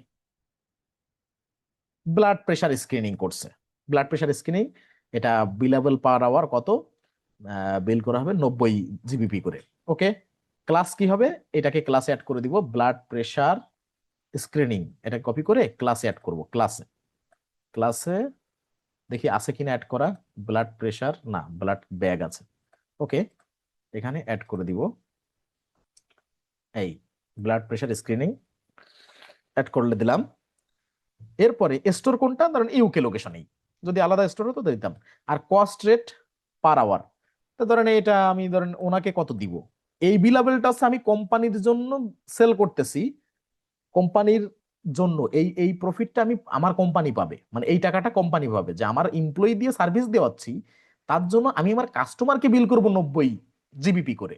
কিন্তু এই কস্ট রেটটা কিসের, আমি আমার এমপ্লয়িকে কত দিব, তা ধরে দিলাম আমি এখানে ওনাকে দিব 50 করে, আমার এমপ্লয়িকে 50 জিবিপি দিব আওয়ারলি, আর আমার কাস্টমারের কাছ থেকে নেব 90। ওকে, এবার set start at end time আমি এখানে ওপেন করলাম, যাতে করে আমি আমার ওনার সাথে কথা হয়েছে যে আমার যে আহ, এই কাস্টমার অ্যালেক্স ব্ল্যাকি বলছে যে আপনার কোনো এমপ্লয়ি যদি আমাকে সার্ভিস দিতে যে কখনো ব্রেক নেয়, তার মজুরি আমি দিব না, স্রেফ কথা। তাহলে আমরা এটা ওপেন করব, এটা ওপেন করব কখন, যখন ব্রেকের জন্য কেউ আমাকে মজুরি দিবে না তখন। তাহলে ওপেন করলাম, ওপেন করে এই সার্ভিসটা কবে দিয়েছে সেই ডেটটা দিব, ধরেন 4 তারিখে দিয়েছে, 4 তারিখে দিয়েছে। স্টার্ট টাইম কখন থেকে দিয়েছে, সকাল 10টা থেকে বিকাল 4টা পর্যন্ত একটানা মেডিকেল ক্যাম্পে সে অংশগ্রহণ করে ব্লাড প্রেশার স্ক্রিনিং করছে, এবং ব্রেক টাইম ছিল তার 1 ঘন্টা। আমি এখানে দিব অন, অন দিলে 1 ঘন্টা ধরে নিবে, অন দিয়ে স্টু দিয়ে 00 হয়ে যাবে। ওকে, এখানে নোট ব্লাড প্রেশার স্ক্রিনিং, অর্থাৎ এটা আমাদের ডেসক্রিপশন অ্যাড করা ছিল, এই জন্য এখানে আসছে। এখন এখানে 4টা মানে কোন 4টা হয়েছে, ভোর 4টা হয়ে গেছে, সরি, এখানে 16টা হবে, এই 16টা। ওকে, তাহলে আমার 5 ঘন্টা মানে 6 ঘন্টা, 10টা থেকে 4টা হয় হচ্ছে 6 ঘন্টা, সেখানে 1 ঘন্টা ব্রেক দিয়েছে, এই ব্রেক টাইমটা আমি এখানে লিখে দিয়েছি, যাতে ব্রেকটা মাইনাস করে 5 ঘন্টা অ্যাকচুয়াল 90 জিবিপি করে, তাহলে 450 জিবিপি। এটা আমরা সার্চ করতেছি, তাহলে সেভ অ্যান্ড ক্লোজ দিলাম। সেভ অ্যান্ড ক্লোজ দিলে এইটা কিন্তু এখনো পর্যন্ত আমার রিপোর্টে হিট করে নাই, কেন, এখানে ওপেন অবস্থায় আছে, এখনো পর্যন্ত কিন্তু রিপোর্টে হিট করে নাই। এখন আমার কি করতে হবে, এখান থেকে আমার এই যে ট্রানজেকশনটাকে আলাদাভাবে এখানে আমি ওপেন করব, ওপেন করে এটা তো কেবলমাত্র আমি রেকর্ড করলাম, রেকর্ড করে ওয়েট টাইম অ্যাক্টিভিটিতে যাব, এই যে টাইম, এখন এটা দিয়ে আমার কিন্তু আলাদাভাবে এই মানে ইনভয়েস করা লাগবে, ইনভয়েস, ইনভয়েস করলে তারপরে হচ্ছে আমার এটা রিপোর্টে হিট করবে। ওয়েট,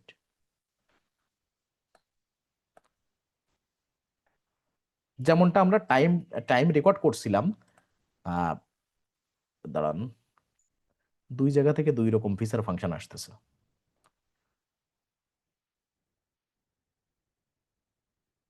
এখান থেকে আগের দিন যে আমরা মানে কোম্পানি ডাটাবেজে যেটা করছিলাম, ধরেন টাইম রেকর্ড করছিলাম, সেখান থেকে কিন্তু ইনভয়েসে কনভার্ট করার ফিচারটা আমাদের দেখাইছিল, কিন্তু এখন সেই ইনভয়েসের টেমপ্লেটটা এর সাইডে যে ইনভয়েসটা চলে আসবে সেটা এখন থেকে করাচ্ছে না। দাঁড়ান এক মিনিট, প্রজেক্ট আইটেম অ্যাটাচমেন্ট,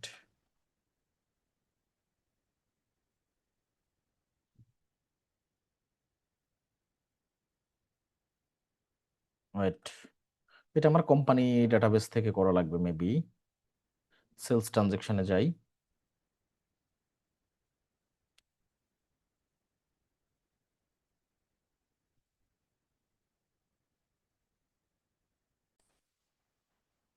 আচ্ছা, আমরা এই যে যে আমাদের একজন এমপ্লয়ি দিয়ে যে ব্লাড প্রেশার স্ক্রিনিং করালাম 6 ঘন্টা ব্যাপী, সেখানে 1 ঘন্টা রেস্ট নিল, সেটা ব্রেক টাইম হিসেবে ক্যালকুলেট করে 5 ঘন্টায় 90 জিবিপি করে, 5 ঘন্টা 450, 5×9 = 45, এটা হিসাব করলাম। এখন দেখা যাচ্ছে যে এটা হচ্ছে প্রজেক্টের ভিতরের ডাটা, যে প্রজেক্টে আমি রেকর্ড করছি এটা, কিন্তু স্বাভাবিকভাবে আমরা যখন প্লাস নিউ আইকনে যে এখানে টিম অর্থাৎ এমপ্লয়ি বা সিঙ্গেল টাইম অ্যাক্টিভিটি উইকলি টাইমশিট যখন রেকর্ড করি, তখন আমরা জানি যে কোম্পানি ডাটাবেজে সেলসে এখানে এসে এই রিপোর্টটা ডিরেক্ট এখানে জাস্ট রেকর্ড করা হয়, মানে একবারে মোট কথা সার্ভিস রিলেটেড কোনো ট্রানজেকশন সরাসরি আমার রিপোর্টে হিট করে না। কেন হিট করে না? কারণ এগুলো পোস্টিংই করা হয় নন পোস্টিং আইটেম হিসেবে, ডিরেক্ট এটা প্রতিষ্ঠানের কোনো ফিনান্সিয়াল ডাটায় ইম্প্যাক্ট ফেলে না, যতক্ষণ না পর্যন্ত সেটাকে আমি ইনভয়েসে কনভার্ট না করি।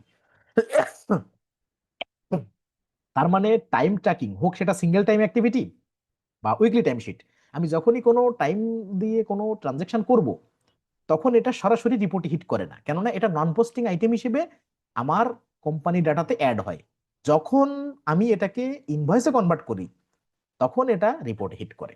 ঠিক তেমনি প্রজেক্টের ভিতরে আমি টাইম রেকর্ড করছি ঠিক, কিন্তু এখান থেকে চাইলে কিন্তু আমি এটাকে ইনভয়েসে কনভার্ট করতে পারবো না, কেননা এর পাশে এই বাটনটা নাই। অথচ ইতোপূর্বে কিন্তু আমরা করছি, এখান থেকেও কিন্তু করা যেত, অর্থাৎ ইনভয়েস এই কনভার্ট করা যেত এইখান থেকে, এই প্রজেক্টের ভিতর থেকে। কিন্তু এখন ব্যাপারটা হয়ে গেছে কি, একটু এইখানে দিয়ে দিয়েছে যে কোম্পানি ডাটাবেজে আমি রেকর্ড করলাম এখান থেকে, আবার ইম্প্যাক্টও পড়বে এখানে, কিন্তু কোম্পানি ডাটাবেজে সেলস ট্রানজেকশনে চলে আসতে হবে। এসে এই যে দেখেন time charge Alex Blakey medical camp, ঠিক আছে, ব্লাড প্রেশার স্ক্যানিং। এখন এখানে কি করতে হবে, এখানে আমি আসলাম এই প্রজেক্ট থেকে লাভ দিয়ে আবার চলে আসলাম এইখানে, এখানে এসে আমি কনভার্ট টু ইনভয়েস করলাম। এতক্ষণ তো জাস্ট টাইম মানে অ্যাড করে সেখান থেকে আমি সার্ভিস দিয়েছি, কিন্তু এখনের ব্যাপারটা হবে কি, আমরা ইনভয়েসটায় কনভার্ট করব এখানে এসে, কোথায় এসে, কোম্পানি ডাটাবেজে এসে। আচ্ছা, আমার কথা কি শুনতে পাচ্ছেন আপনারা? আমার কথা কি শুনতে পাচ্তেছেন? একজন একটু মেসেজ করে লেখেন তো। আচ্ছা, ওকে। এবার দেখেন, তাহলে আমরা এইখান থেকে চলে আসলাম কোম্পানি ডাটাবেজে। কোম্পানি ডাটাবেজে এসে এখান থেকে আবার একটু গোড়া থেকে দেখাই যে এই টাইম চার্জ এখানে আসছি, এখানে এসে কনভার্ট টু ইনভয়েস করলাম, এখানে ক্লিক করলাম। ক্লিক করলে এখানে আমার সেই প্রজেক্ট এখানে থাকলো কাস্টমার হিসেবে, যে মেডিকেল ক্যাম্প অ্যালেক্স ব্ল্যাকি, ওকে। এবার ডেটটা যে আমার 3 তারিখে এটা আমি করছিলাম ট্রানজেকশনটা, আমি দেখা যাচ্ছে 5 তারিখে এটাকে ইনভয়েসে কনভার্ট করতেছি, কিপ রেট, ওকে। আমি 5 তারিখ ইনভয়েসে কনভার্ট করতেছি, শুধু ইনভয়েসে, আমি কিন্তু রিসিভ পেমেন্ট করতেছি না। তাহলে কি হয়েছে, এই যে সেই ডিটেল দেওয়া আছে, শুধু আমি এখানে অ্যাড করবো কি নতুন করে ভ্যাটটা, তাই এখানে ধরেন 10% ট্যাক্স দেওয়া আছে, আমি এই জন্য এটা অ্যাড করলাম। দিয়ে এবার সেভ অ্যান্ড ক্লোজ, আর কিচ্ছু না। 3 তারিখে আমি সার্ভিস দিয়েছি, 5 তারিখে এখানে ইয়ে করলাম, ঠিক আছে। এখন দেখেন এবার প্রজেক্টে জানতো, এবার একটু প্রজেক্টে যে রিলোড দেন, ইম্প্যাক্টটা কি এখন একটু দেখা যাবে সহজে।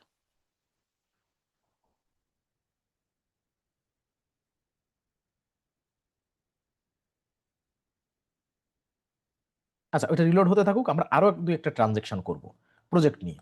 প্রজেক্ট নিয়ে কি আছে, টাইম রেকর্ড বাই প্রজেক্ট, এবার ক্রিয়েট বিল, বিল করব একটা, ঠিক আছে। এটা আস্তে আস্তে আমরা বিল করব, তার মানে কয়েকটা ট্রানজেকশন করে দেখব। আচ্ছা, এই যে সেই ইনভয়েসটা দেখেন, এই যে 1022 তো প্রথমে দেখছিলেন, এই যে টাইম চার্জ যেটা করছি এটা কিন্তু এর পাশ দিয়ে কনভার্ট করা যায়নি ইনভয়েসে। Time charge medical camp blood pressure scanning, এর পাশে যদি বাটনটা থাকতো যে কনভার্ট টু ইনভয়েস, তাহলে আমাদের সুবিধা হতো, তাই এটা প্রজেক্টের ভিতরে দেওয়া নাই, এটা বাইরে থেকে করে আসতে হয়েছে। এখন যখন আমি বাইরে থেকে কোম্পানি ডাটাবেস থেকে এই টাইম চার্জকে ইনভয়েসে কনভার্ট করছি, তারপরে এখানে স্ট্যাটাস কি ইনভয়েস 1023, এবং এর পাশে রিসিভ পেমেন্ট আইকন কিন্তু আছে। আবার প্রজেক্টের ভিতরে সেই ইনভয়েস 1023 এখানেও চলে আসছে এবং এখানে রিসিভ পেমেন্ট আছে। দেখেন, এই প্রজেক্টের ভিতর থেকে কিন্তু ইনভয়েসটা কনভার্ট করা যেত, কিন্তু এখানে অপশন দেয়নি। কেন? এই টাইম চার্জ নিয়ে ইনভয়েসটা কনভার্ট করার অপশন কোম্পানি ডাটাবেজে দিয়েছে, আর এখান থেকে ইনভয়েস 1023 আবার প্রজেক্ট এখানে দেখাইছে। এবার কিন্তু রিসিভ পেমেন্ট কিন্তু এখান থেকে করা যাবে। তো চলেন আমরা একটু রিসিভ পেমেন্ট করে আসি প্রজেক্টের ভিতর থেকে। রিসিভ পেমেন্ট দিলাম, 5 তারিখের ইনভয়েস, আমি 8 তারিখে রিসিভ পেমেন্ট করছি। এখানে ধরেন আমাকে টাকা দিয়েছে চেকে, ব্যাংক অফ ইংল্যান্ডে দিয়েছে। ওকে, আমি এখানে দিয়ে আমি জাস্ট সেভ ক্লোজ করে দিলাম। তাহলে এই একটা ট্রানজাকশন আমার অ্যাড হলো। এবার দেখেন এখানে পেমেন্টও অ্যাড হচ্ছে। ওকে, এবার আমি বিল রেকর্ড করব। আমি ধরেন প্রজেক্টটা চলমান আছে, তখন আমার কিছু প্রোডাক্ট ফুরাই গেছে আমার প্রজেক্টের জন্য। এটা কিন্তু অবশ্যই প্রজেক্টের জন্য। আমি যদি কোম্পানির জন্য কিছু কিনি আমার সাপ্লায়ারের কাছ থেকে, তাহলে ওভারঅল কোম্পানিতে আমি অ্যাড করব। কিন্তু যেহেতু প্রজেক্টের, এই প্রজেক্টের জন্য আমার কিছু প্রোডাক্ট দরকার যেটা আমার হাতে এখন নাই, তাহলে আমার আছে কোন জায়গায়? আমি যে সাপ্লায়ারদের কাছ থেকে সেই প্রোডাক্টগুলো কিনি তাদের কাছ থেকে আমি কিনবো। এখন ধরেন আমি জেসিকা উইলস, ঠিক আছে, জেসিকা উইলসকে আমি কি করব এখন? এখানে ক্যাটাগরি ডিটেলসও আছে, আইটেম ডিটেলসও আছে। আমি কোথায় যাবো? আইটেম ডিটেলসে। তার আগে ডেটটা দিয়ে আসি। ধরেন প্রজেক্ট চলমান আছে, আমি 6 তারিখে আমার কিছু প্রোডাক্ট লাগবে আমার সাপ্লায়ারের কাছ থেকে, আমি কিনতেছি এই প্রজেক্টের জন্য। আমি ধরেন এখান থেকে কিনবো, সাপোজ এখান থেকে নিচের গুলো একটু দেখাই। হ্যান্ড স্যানিটাইজার, যে আমার কাছে এটা নাই, আমি 20টা হ্যান্ড স্যানিটাইজার কিনবো। এখানে ট্যাক্স থাকবে 8%। মার্কআপ দরকার নাই, কারণ আমি এখন মার্কআপ করতেছি না। ঠিক আছে, সেলস অ্যামাউন্ট এখানে চলে আসছে, আর ক্লাসটা জাস্ট আমি এখানে অ্যাড করে যাচ্ছি, হ্যান্ড স্যানিটাইজার। ওকে, আমি আরো দুই একটা প্রোডাক্ট এখান থেকে কিনবো।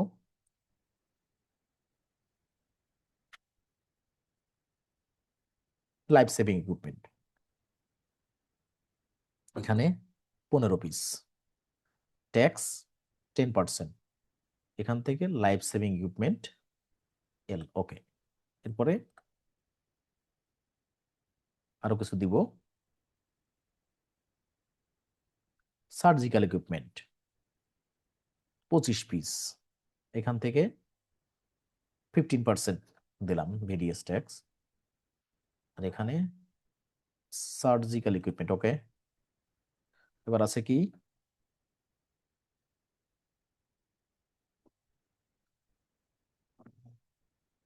ব্যান্ডেজ, এটা দিলাম 30টা। এটা মেবি ক্লাস অ্যাড করা নেই, আমি এটা কপি করে নিয়ে যাচ্ছি। এখান থেকে ট্যাক্স দিব কত? 8%। ব্যান্ডেজ নিয়ে কোনো আমার ক্লাস অ্যাড করা নাই, তাই আমি এখানে অ্যাড করব। অ্যাড করে অ্যাড নিউতে ক্লিক করে দিলে এক ক্লিকে আমার ব্যান্ডেজ অ্যাড করা হয়ে যাবে। ওকে, তাহলে আমার এইগুলো সব অ্যাড করা হয়েছে, ট্যাক্স সবগুলো দেওয়া হয়েছে, ডেট দেওয়া হয়েছে, সবকিছু ঠিক আছে। আমি বিল করতেছি, তার মানে বাকিতে আমি কিনতেছি। ওকে, সেভ এন্ড ক্লোজ। প্রজেক্টের জন্য কিনছি, এই জন্য প্রজেক্টের ভিতর থেকে এটা আমি রেকর্ড করলাম। এই, এবার দেখেন বিলটা ওখানে চলে আসছে, এই যে বিল। ঠিক আছে, আর এখানে বিল রেকর্ড হয়েছে দেখেন একটা, কিন্তু ট্রানজেকশন হয়ে গেছে কয়টা? 4টা। কেন? 4টা প্রোডাক্ট আমি কিনছি, এই জন্য আলাদা আলাদা হয়ে গেছে এগুলো। কিন্তু মজার ব্যাপার দেখেন, এই বিলটা আমি করছি আমার সাপ্লায়ারের কাছ থেকে, এই প্রজেক্টের জন্য আমি কিছু কিনছি, যেখানে আমি আমার এমপ্লয়ি দিয়ে সার্ভিস প্রোভাইড করছি এই প্রজেক্টে, সেখানে আমি ইনভয়েসে কনভার্ট করতে পারি নাই। এটা নন পোস্টিং আইটেম হিসেবে এখানে রেখে গেছে। আর আমার কোম্পানি ডাটাবেজে সেলস ট্রানজেকশনের থেকে আমার কি করা লাগছে? ইনভয়েসে কনভার্ট করা লাগছে। কিন্তু যখনই আমি কোনো কিছু কেনার জন্য এই প্রজেক্টের প্রয়োজনে আমার সাপ্লায়ারের থেকে যখন আমি কয়েকটা প্রোডাক্ট কিনছি এই প্রজেক্টে ব্যবহার করার জন্য, ঠিক সেখানে একটা বিল তো জেনারেট হয়েছেই। কিন্তু এই বিলগুলোর যে মানে আলাদা আলাদা প্রোডাক্ট আমি কিনছি, সেগুলো এই প্রজেক্টে যখনই আমি আনছি, তার জন্য কিন্তু ক্রিয়েট ইনভয়েস অলরেডি রেডি। আমার কিন্তু সার্ভিস প্রোভাইড করার ক্ষেত্রে আসে নাই যে কনভার্ট টু ইনভয়েস। ঠিক আছে, সেটা যে টাইম চার্জকে ইনভয়েসে কনভার্ট করব সে ফিচার কিন্তু এখান থেকে আমি পাইনি। কিন্তু যখনই আমি বিল করছি বাকিতে এই প্রজেক্টের জন্য আমার সাপ্লায়ার কাছ থেকে কিছু কিনছি, তখন এই যে 4টা প্রোডাক্ট কিনছি আলাদা আলাদা, একটা তো বিল হয়েছে, আর আলাদা আলাদা প্রত্যেকটা প্রোডাক্ট এর পাশে কিন্তু ক্রিয়েট ইনভয়েস, যে এটা নিয়ে আমি এখন ইনভয়েস ক্রিয়েট করতে পারি এই প্রজেক্টের ভিতরে।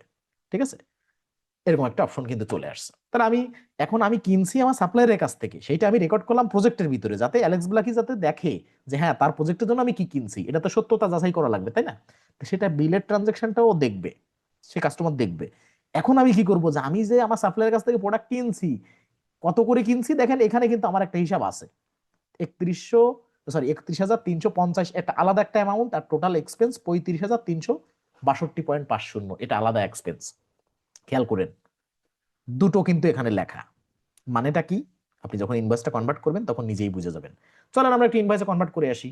এই ক্রিয়েট ইনভয়েসে যখনই ক্লিক করব যে কোনো একটা ট্রানজাকশন, তখন বাকিগুলো আমার নিচে এখানে চলে আসবে। দেখেন এই যে বাকি আরো তিনটা, মানে 4টা প্রোডাক্ট কিনছি। এটা হচ্ছে হ্যান্ড স্যানিটাইজার। আমি এইটা করতেছি কবে, ধরেন আমি বিল তো করছি যখন আমি কিনছি, এখন ধরেন 9 তারিখে, 8 তারিখে কিনছি, 9 তারিখে আমি এটাকে ইনভয়েসে কনভার্ট করব, যাতে করে আমি আমার যে কাস্টমারের সাথে প্রজেক্ট করছি তাকে যেন আমি বিল করতে পারি, মানে তাকে যেন ইনভয়েস করলে সে আমাকে টাকা দেয়, সহজ কথা। ঠিক আছে, আমি কিনছি সেটা আমি দেখালাম তাকে যে কি কি কিনছি, কত দিয়ে কিনছি, এবার সে দেখতে পারবে টাকা, তার আগে কিন্তু দেখতে পারবে না। ঠিক আছে, কত দিয়ে কিনছি সেটা তো সে জানতে চাইবে না, আমি কত তার কাছে বিক্রি করছি তার জানার দরকার সেইটা।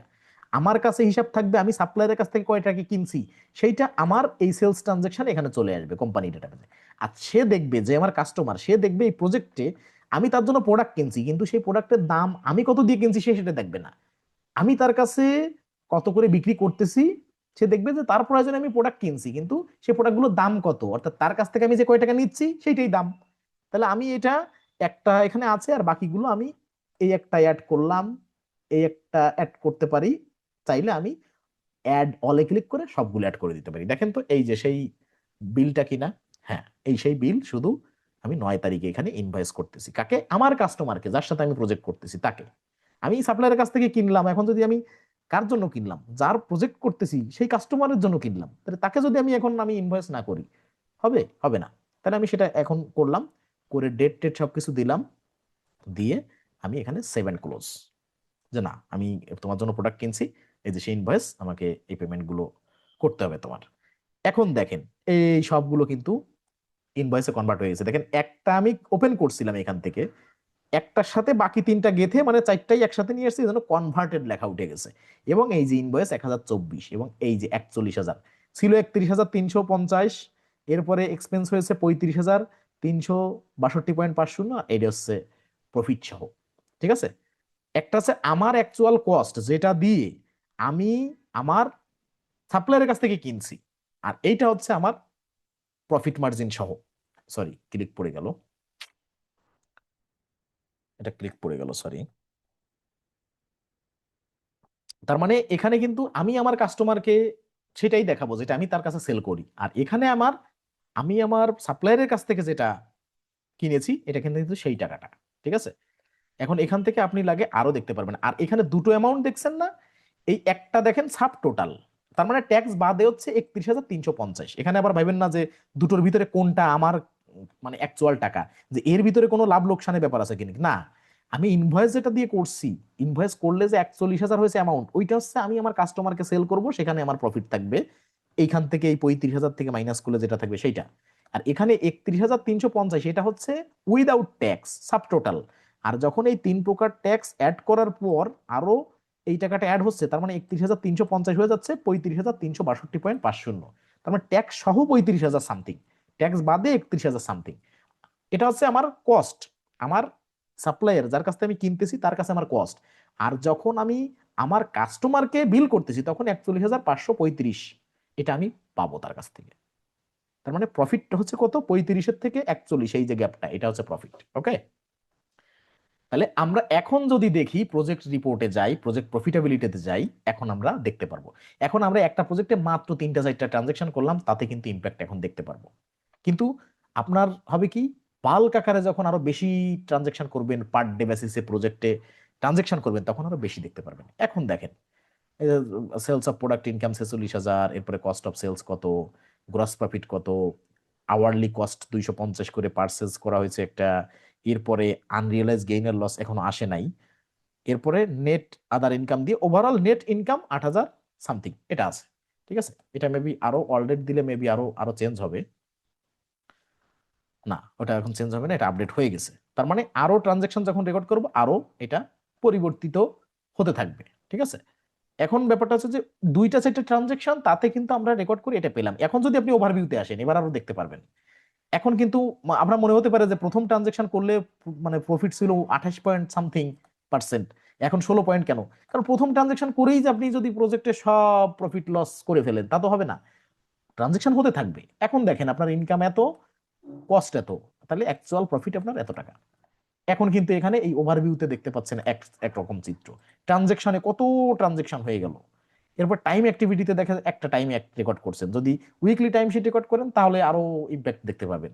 প্রজেক্ট রিপোর্টে প্রজেক্ট প্রফিটেবিলিটি রিপোর্ট কেবল দেখলাম, আনবিল্ড মানে টাইম অ্যান্ড এক্সপেন্স এগুলো যদি এখন যান রান রিপোর্ট করলে আনবিল্ড অবস্থায় কি কি আছে সেগুলো এখানে দেখতে পারবেন। তো এখানে আনবিল্ড অবস্থায় নাই, কারণ আমরা এখনো মানে যা বিল করছি সেগুলো কিন্তু আমরা অলরেডি মানে ইমপ্যাক্ট দেখাই ফেলছি। এখন আনবিল্ড অবস্থায় নাই বিধায় এটা দেখতে পারলাম না। প্রজেক্ট ডিটেইলস যা ছিল তাই থাকবে, অ্যাটাচমেন্ট যা ছিল তাই থাকবে, মানে চেঞ্জ হবে ট্রানজেকশনে, টাইম অ্যাক্টিভিটিতে, প্রজেক্ট রিপোর্টে। ঠিক আছে, বাকিগুলো ঠিক থাকবে।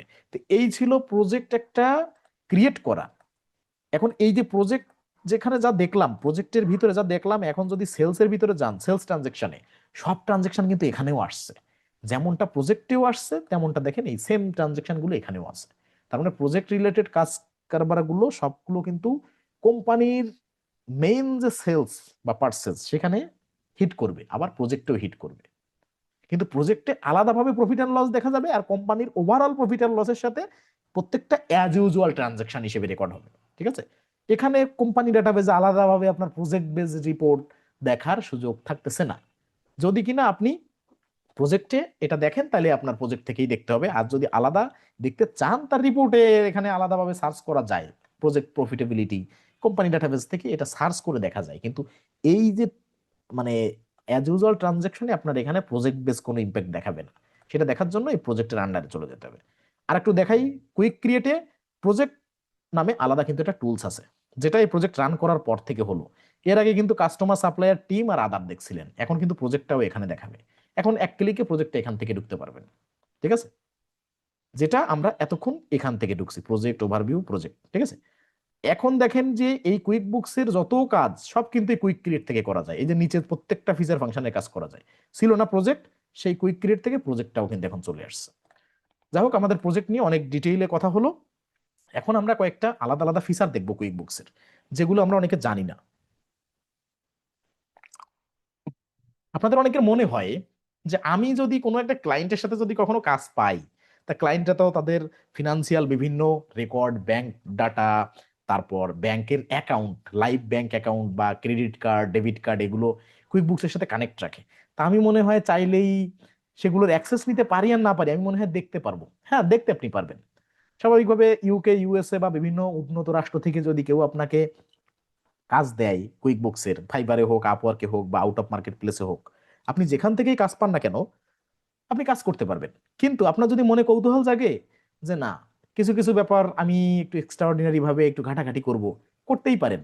কিন্তু সেটা যে ধরা খাওয়ার একটা চান্স আছে, ধরা খাওয়া বলতে কোন অর্থে বলতেছি, আমি এমন অনেককে চিনি যে ক্লায়েন্টের কাছ থেকে কাজ পেয়েছে ঠিকই, কিন্তু শুধুমাত্র মানে বিশ্বাসঘাতকতার কারণে জীবনে তার ক্যারিয়ারটা ধ্বংস হয়ে গেছে, এমন অনেককে আমি চিনি।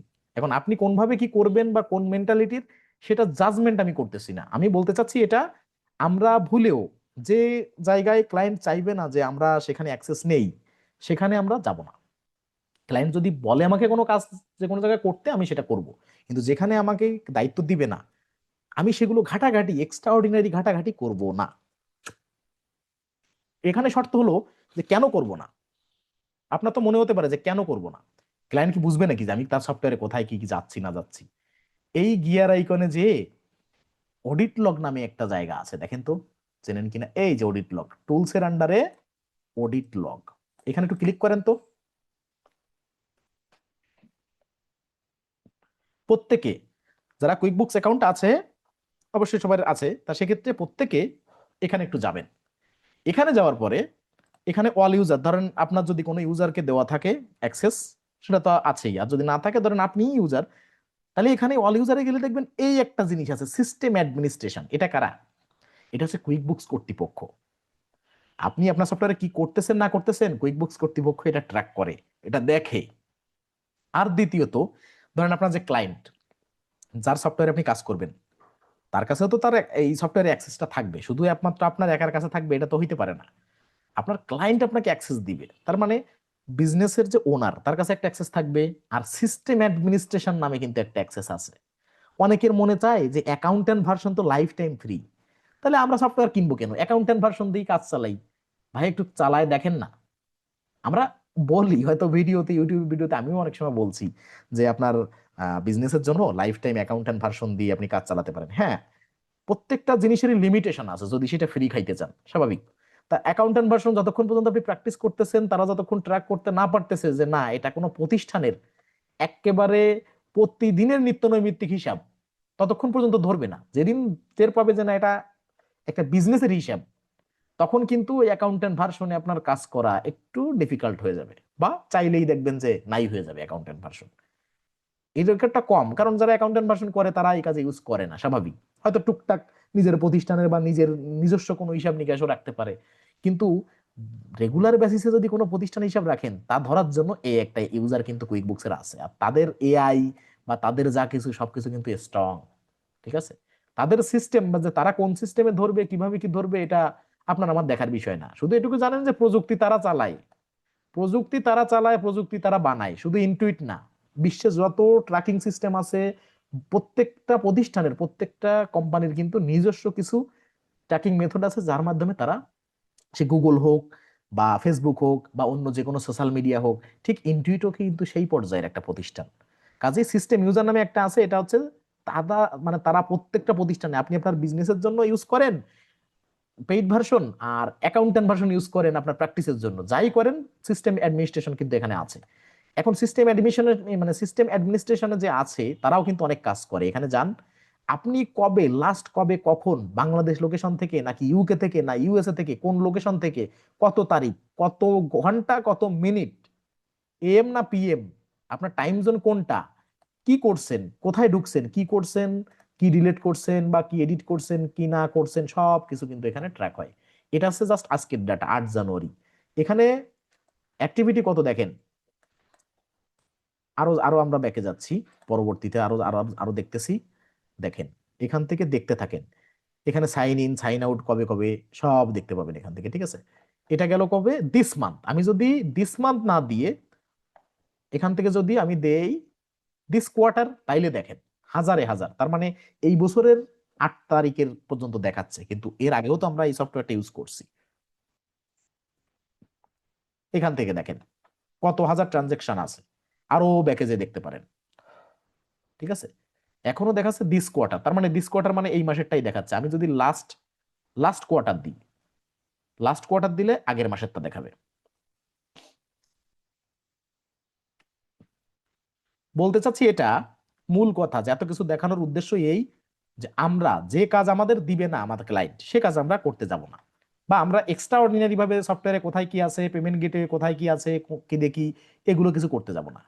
ঠিক আছে, এ দেখেন আমি ডিলিট করছি কত তারিখে কি, এই যে সিস্টেম অ্যাডমিনিস্ট্রেশন কি করছে, add account creditor, system administration এটা অ্যাড করছে। তার মানে তারাও কিন্তু সফটওয়্যারে কাজ করে, সিস্টেমের মাধ্যমে, তারা অটোমেশনের মাধ্যমে কাজ করে। আরো যান, এখানে 559টা, প্রায় 600-র মতো আছে গত মাসের, এই মাসের টাকা বাদ দিয়ে। আরো দেখেন, আরো স্ক্রল করেন, এই দেখেন system administration added account debtor USD, system administration added account exchange gain আর লস, এই চার্ট অফ অ্যাকাউন্ট গুলো তারা আপডেট করছে। আরো যান, আরো যত যাবেন তত দেখতে পারবেন সিস্টেম অ্যাডমিনিস্ট্রেশনের অনেক পদক্ষেপ আছে এখানে, যেটা আমরা দেখতে পারি না ব্যাকএন্ডে। ঠিক আছে,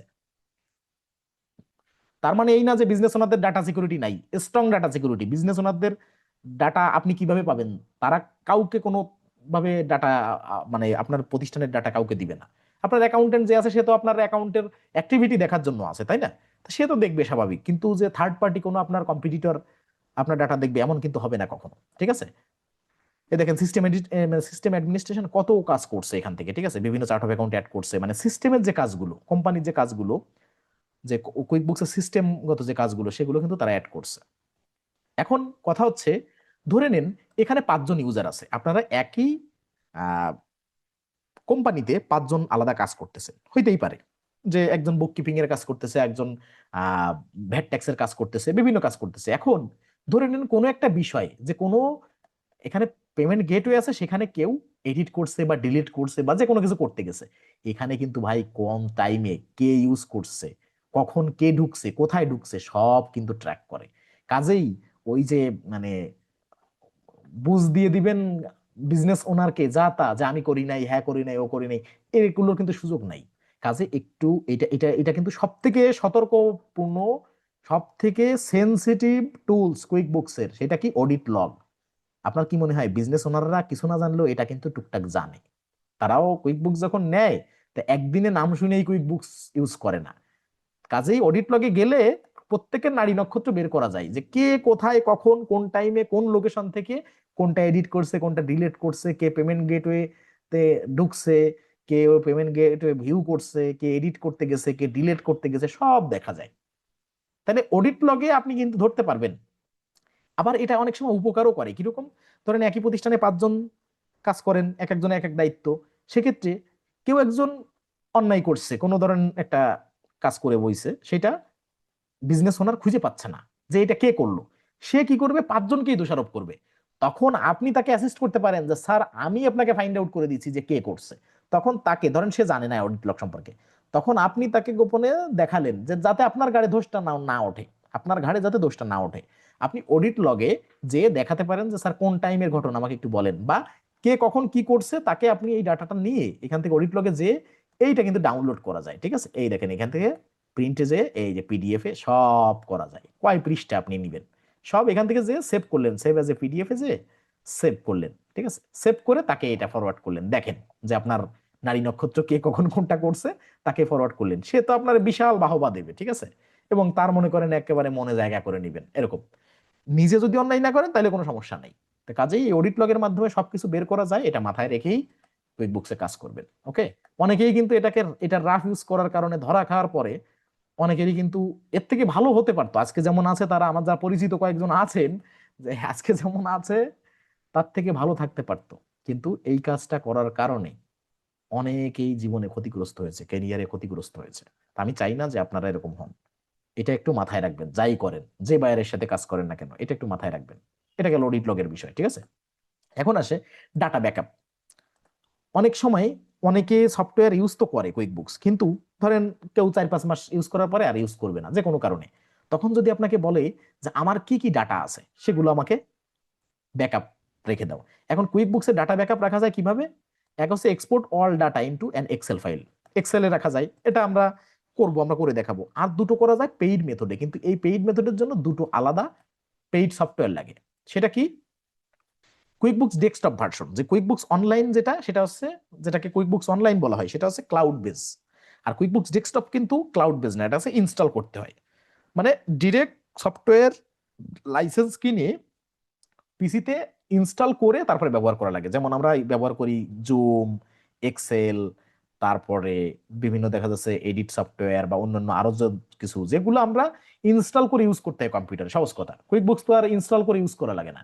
তা কুইক বুকস এর ডেস্কটপ ভার্সন যেটা, যেটা বড় বড় মাল্টিন্যাশনাল কোম্পানিগুলো ইউজ করে, যারা স্মল এবং মিডিয়াম সাইজ ইন্ডাস্ট্রি না, আরো বড় অ্যাপল, অ্যামাজন, আলিবাবা, আলি এক্সপ্রেস, এই ধরনের বড় প্রতিষ্ঠান যারা, ঠিক আছে, ইবে, তারপর আরো অনেক বড় বড় প্রতিষ্ঠান যারা, তারা এই ধরনের বড় সফটওয়্যার ইউজ করে ডেস্কটপ ভার্সনটা। আবার যে ছোট ব্যবসায়ীরা করে না তা কিন্তু না, করে, খুবই কম, রেয়ার। তা সেক্ষেত্রে কুইক বুকস ডেস্কটপ ভার্সনটা পেইড ভার্সন। তা সেক্ষেত্রে ওটা আপনারা যদি কারোর কুইক বুকস ডেস্কটপ ভার্সন কখনো হাতে পান, তাহলে কুইক বুকস অনলাইন থেকে ডেস্কটপে ডাটা ট্রান্সফার করা যায়। ঠিক আছে, ডাটা মাইগ্রেশন করা যায়। তো সেটা দেখানোর জন্য ডেস্কটপ ভার্সন লাগে, কিন্তু ডেস্কটপ ভার্সন এই মুহূর্তে আমার কাছে নাই। কুইক বুকস আমার পেইড ভার্সন আছে অজস্র।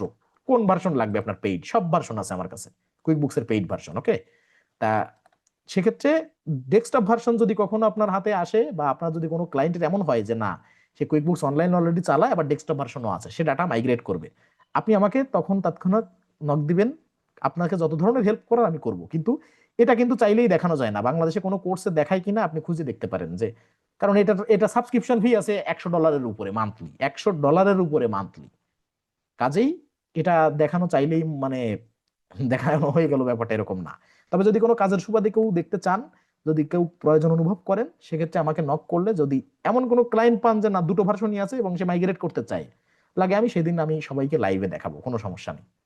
কিন্তু লাইভে দেখানো এটা মানে রিয়েল ক্লায়েন্টের ডাটা, এটা দেখানো যায় না, সচরাচর দেখানো যায় না। ঠিক আছে, ফিনান্সিয়াল ডাটা, আমরা ফিনান্সিয়াল ডাটা নিয়ে কাজ করি, সীমাবদ্ধতা কিন্তু এই জন্য অনেক থাকে আমাদের। গেল একটা। এরপরে ইউজ অ্যান অ্যাপ লাইক ক্রোনোবুকস। ক্রোনোবুকস নামে একটা আলাদা সাবস্ক্রিপশন পাওয়া যায়, যেটা আপনার এই কুইকবুকস অনলাইনের যত ডাটা আছে সেগুলো ব্যাকআপ রাখা যায়। ঠিক আছে, ক্রোনোবুকস এটাও কিন্তু সাবস্ক্রিপশন আছে, মান্থলি সাবস্ক্রিপশন। কাজেই যদি কোনো ক্লায়েন্ট, আপনি এই এই ধরনের টুলস গুলো কখন ইউজ করবেন, যখন ক্লায়েন্ট আপনাকে দিবে যে হ্যাঁ আমার ক্রোনোবুক আছে, তাহলে আপনি তাকে সেটা অ্যাসিস্ট করবেন। কিন্তু এগুলো সব পেইড সিস্টেম, তা পেইড সিস্টেম বাদে আমরা এক্সেলেই পারবো। আর কি, export a selected data set to export to excel, মানে একটা তো এক্সেলে আমরা সিঙ্গেল সিঙ্গেল ডাউনলোড করতে পারবো, এক্সেলে দুই ভাবে, আগে বুঝতে হবে কোন কোনটা।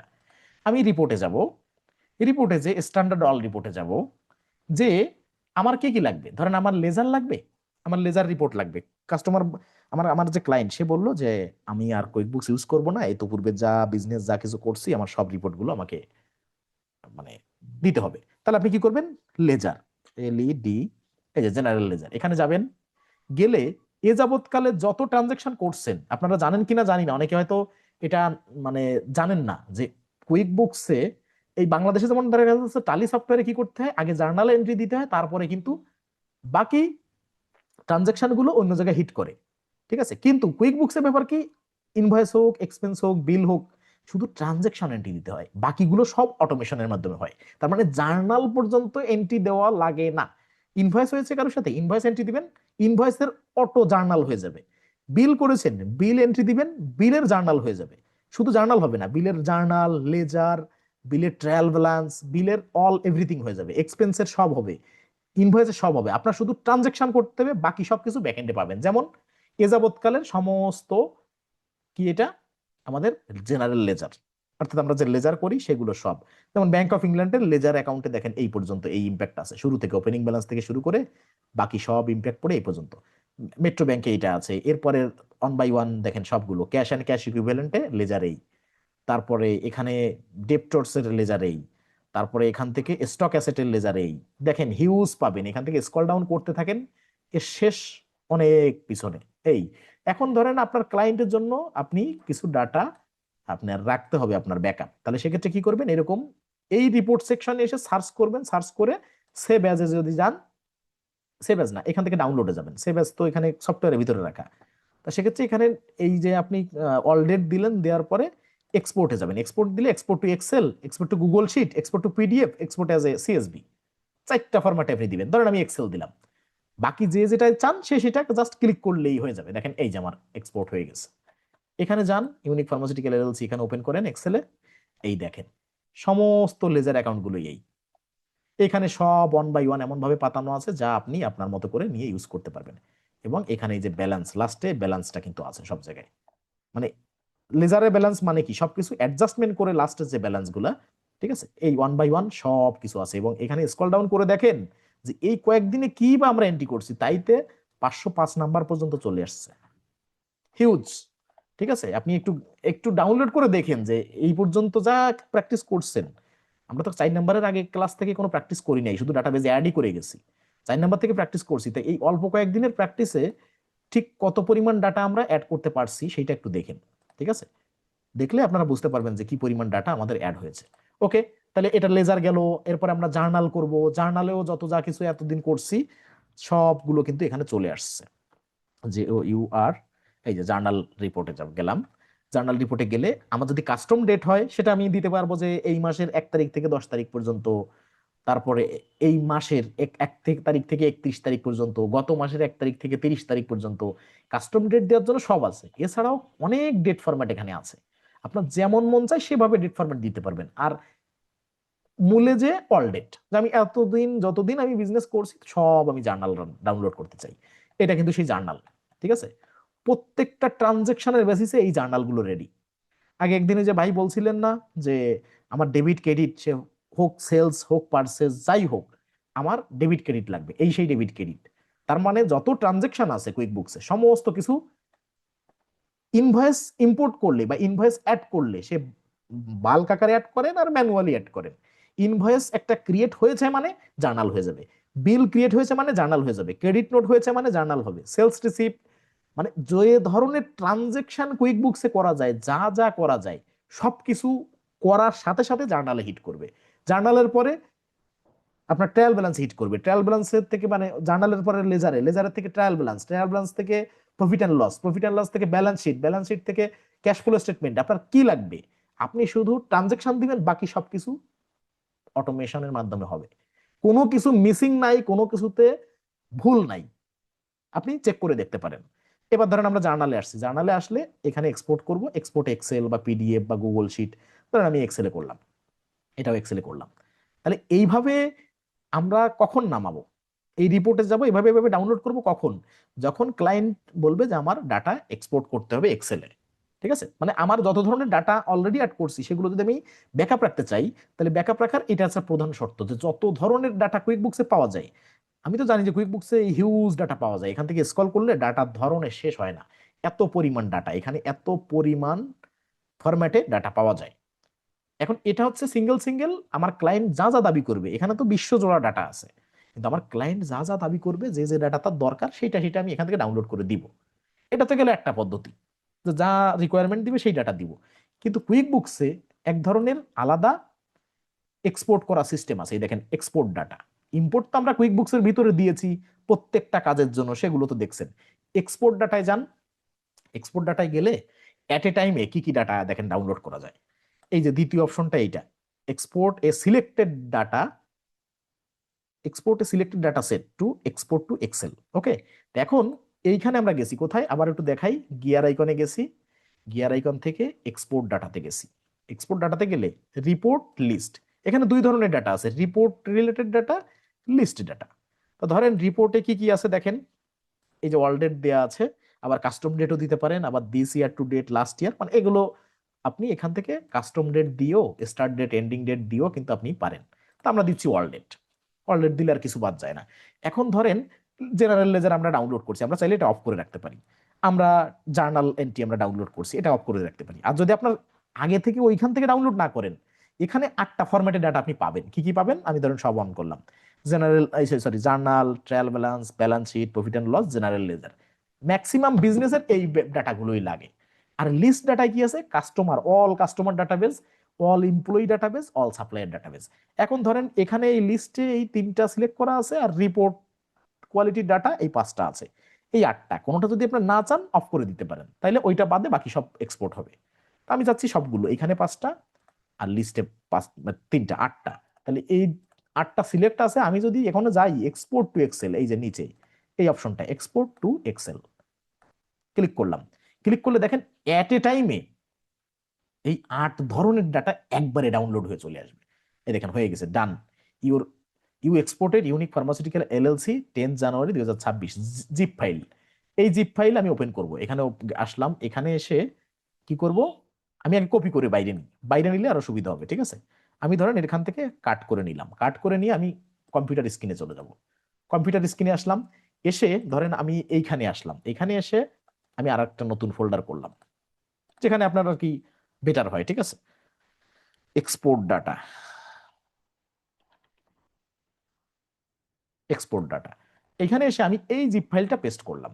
মানে একটা ফোল্ডারের ভিতরে নিলে এগুলো একটু শৃঙ্খলাবদ্ধ থাকবে। এবার যদি আমি মাউসের রাইট বাটন ক্লিক করে আমি যদি এক্সট্রাক্ট অল দিই, এক্সট্রাক্ট অল দিয়ে এক্সট্রাক্ট ক্লিক করলাম, এই দেখেন আমার 1 2 3 4 5 6 7 8, এই 8টাই ডাউনলোড হয়ে গেছে। কোথায়? এইখানে। এখন আমি জিপ ফাইলটা চাইলে ডিলিট করে দিতে পারি বা সংরক্ষণ করতে পারি, এটা আমার উপরে। এখন দেখেন এক্সপোর্ট অল ডাটাতে এই যে ব্যালেন্স শিট, এ যাবৎকালের সমস্ত ব্যালেন্স শিট ডাটা এখানে চলে আসছে। ঠিক আছে, যতগুলো ট্রানজেকশন এখানে থাকার দরকার ব্যালেন্স শিটে চলে আসছে। এরপরে যদি কাস্টমার যান, যে কয়টা কাস্টমারের ডাটা এখানে অ্যাড করা, সেই কাস্টমারের ডাটা চলে আসছে।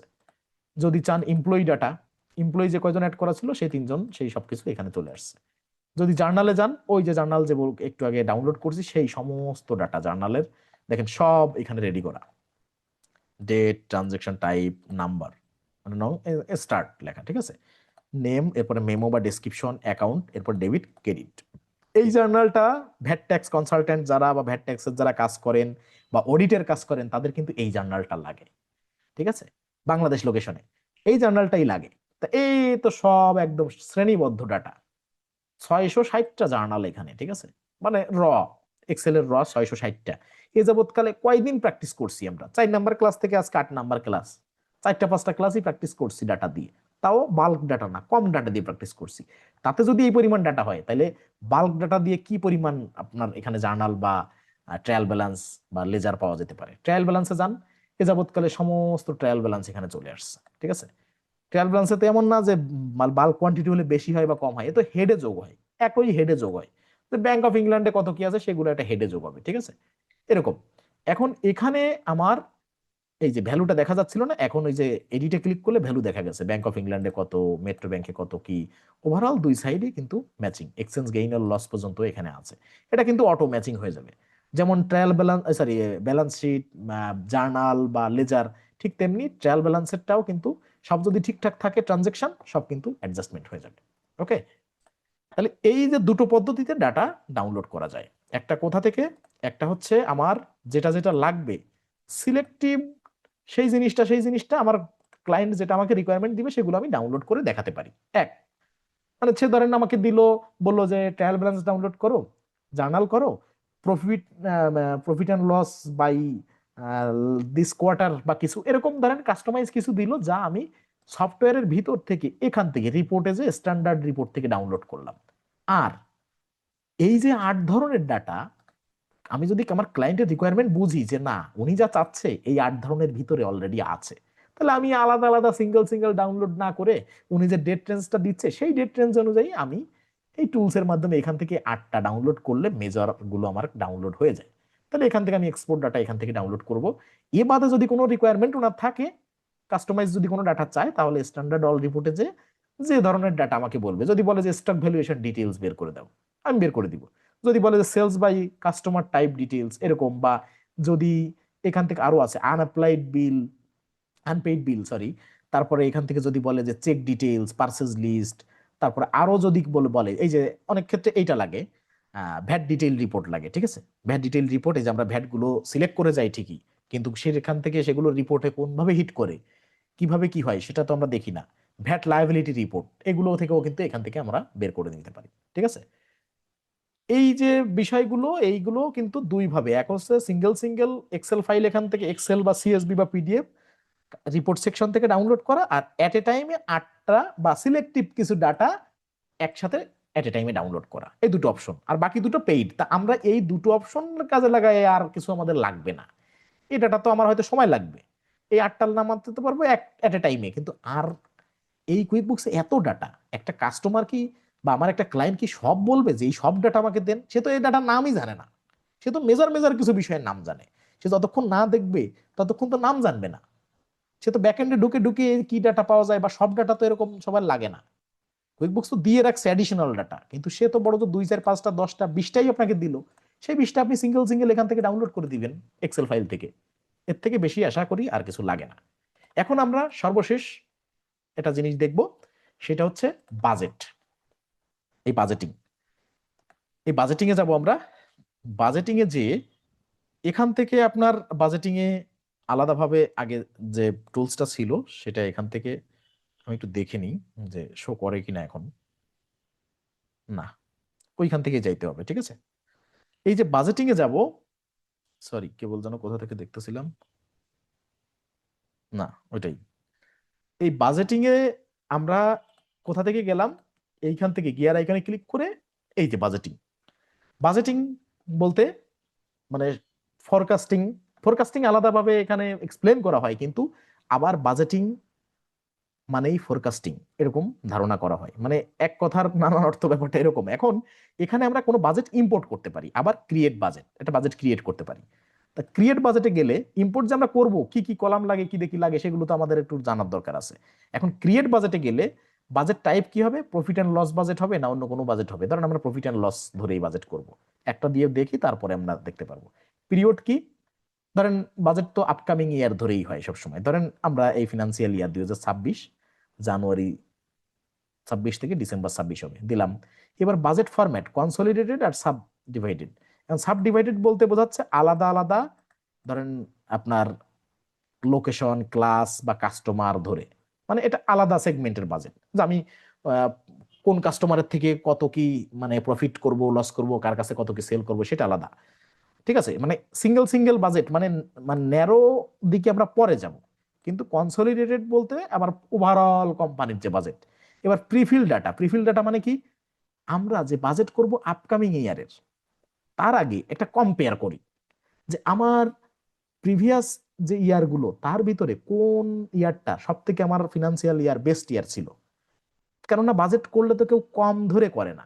বাজেট করলে যে আমার প্রিভিয়াস যে 2022-এ আমার বিজনেস ভালো ছিল, বা 2023-এ বা 2024-এ ভালো ছিল, সেইটার উপরে বেস করে আমি যদি একটা বাজেট করি, অবশ্যই 2024 বা 25-এর থেকে, মানে যে সালটা ধরবো তার থেকে যে সালের বাজেট করতেছি সেটা আমার একটু বেস্ট আমি আউটপুট চাইবো।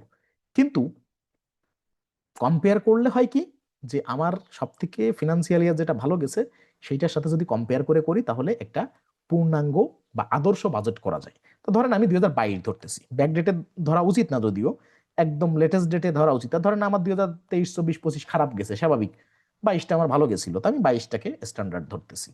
প্রিফিল ডাটা তার মানে আমি একটা ফিনান্সিয়াল ইয়ারকে আদর্শ মাপ ধরে সেইটার সাথে আমি বর্তমান যে বাজেটটা করব এইটার মানে আদলে করব, বা এইটার সাথে সামঞ্জস্য রেখে করতে চাই, মানে একটা পূর্ণাঙ্গভাবে এই আগের ডাটাটা এখানে ফিল আপ হবে। তার মানে একটা বছরের ডাটা এখানে শো করবে, তার আদলে আমি বাজেটটা করব। এটা আমার কিন্তু কোনো প্রভাব ফেলবে না, কিন্তু হয়তো যে আমার সর্বশেষ যে বিজনেস ইয়ারটা আমার সব থেকে ভালো গেছে সেইটা আমি ব্যাকএন্ডে রেখে যদি বাজেট করি, তাহলে অবশ্যই আমার একটা পূর্ণাঙ্গ বাজেট হতে পারে, এটা আমার বিশ্বাস। এভাবে করা হয়, ঠিক আছে। এবার কাস্টম বাজেট, ক্রিয়েটে বাজেট ফ্রম স্ক্র্যাচ, এখান থেকে এগুলো আলাদা বিষয়, কিন্তু মূল কথা হচ্ছে যে এই জায়গাগুলো থেকে, স্ক্র্যাচের থেকে, মানে আমি জিরো থেকে শুরু করব, বা আমার সেরকম কোনো নলেজ নাই, বা ক্রিয়েটে বাজেট ইন স্প্রেডশিট, স্প্রেডশিট আমি আলাদা একটা বাজেট মানে আগে রেডি করে নিব, খসড়া করে নিব, তারপরে তার থেকে আমরা কাজে যাই। কাজে গেলে আপনাদের ভিতরে কি আছে না আছে, কোনটা আপনার করতে হবে না হবে, আপনি সহজে বুঝে যাবেন। তাহলে এখানে এই কয়টা দিতে হবে, প্রফিট অ্যান্ড লস দিলাম, পিরিয়ড কোনটা, 2000 মানে কোন বাজেটটা ধরবেন আপনি, 2026-এর ধরবেন না 27-এ না 28-এ, 30 সাল পর্যন্ত, আপকামিং 6টা বছর বা 5টা বছর সামনের আপকামিং বাজেট করা যায়। আপনি আজকে চাইলে 2030 সালের বাজেট করতে পারেন, ঠিক আছে।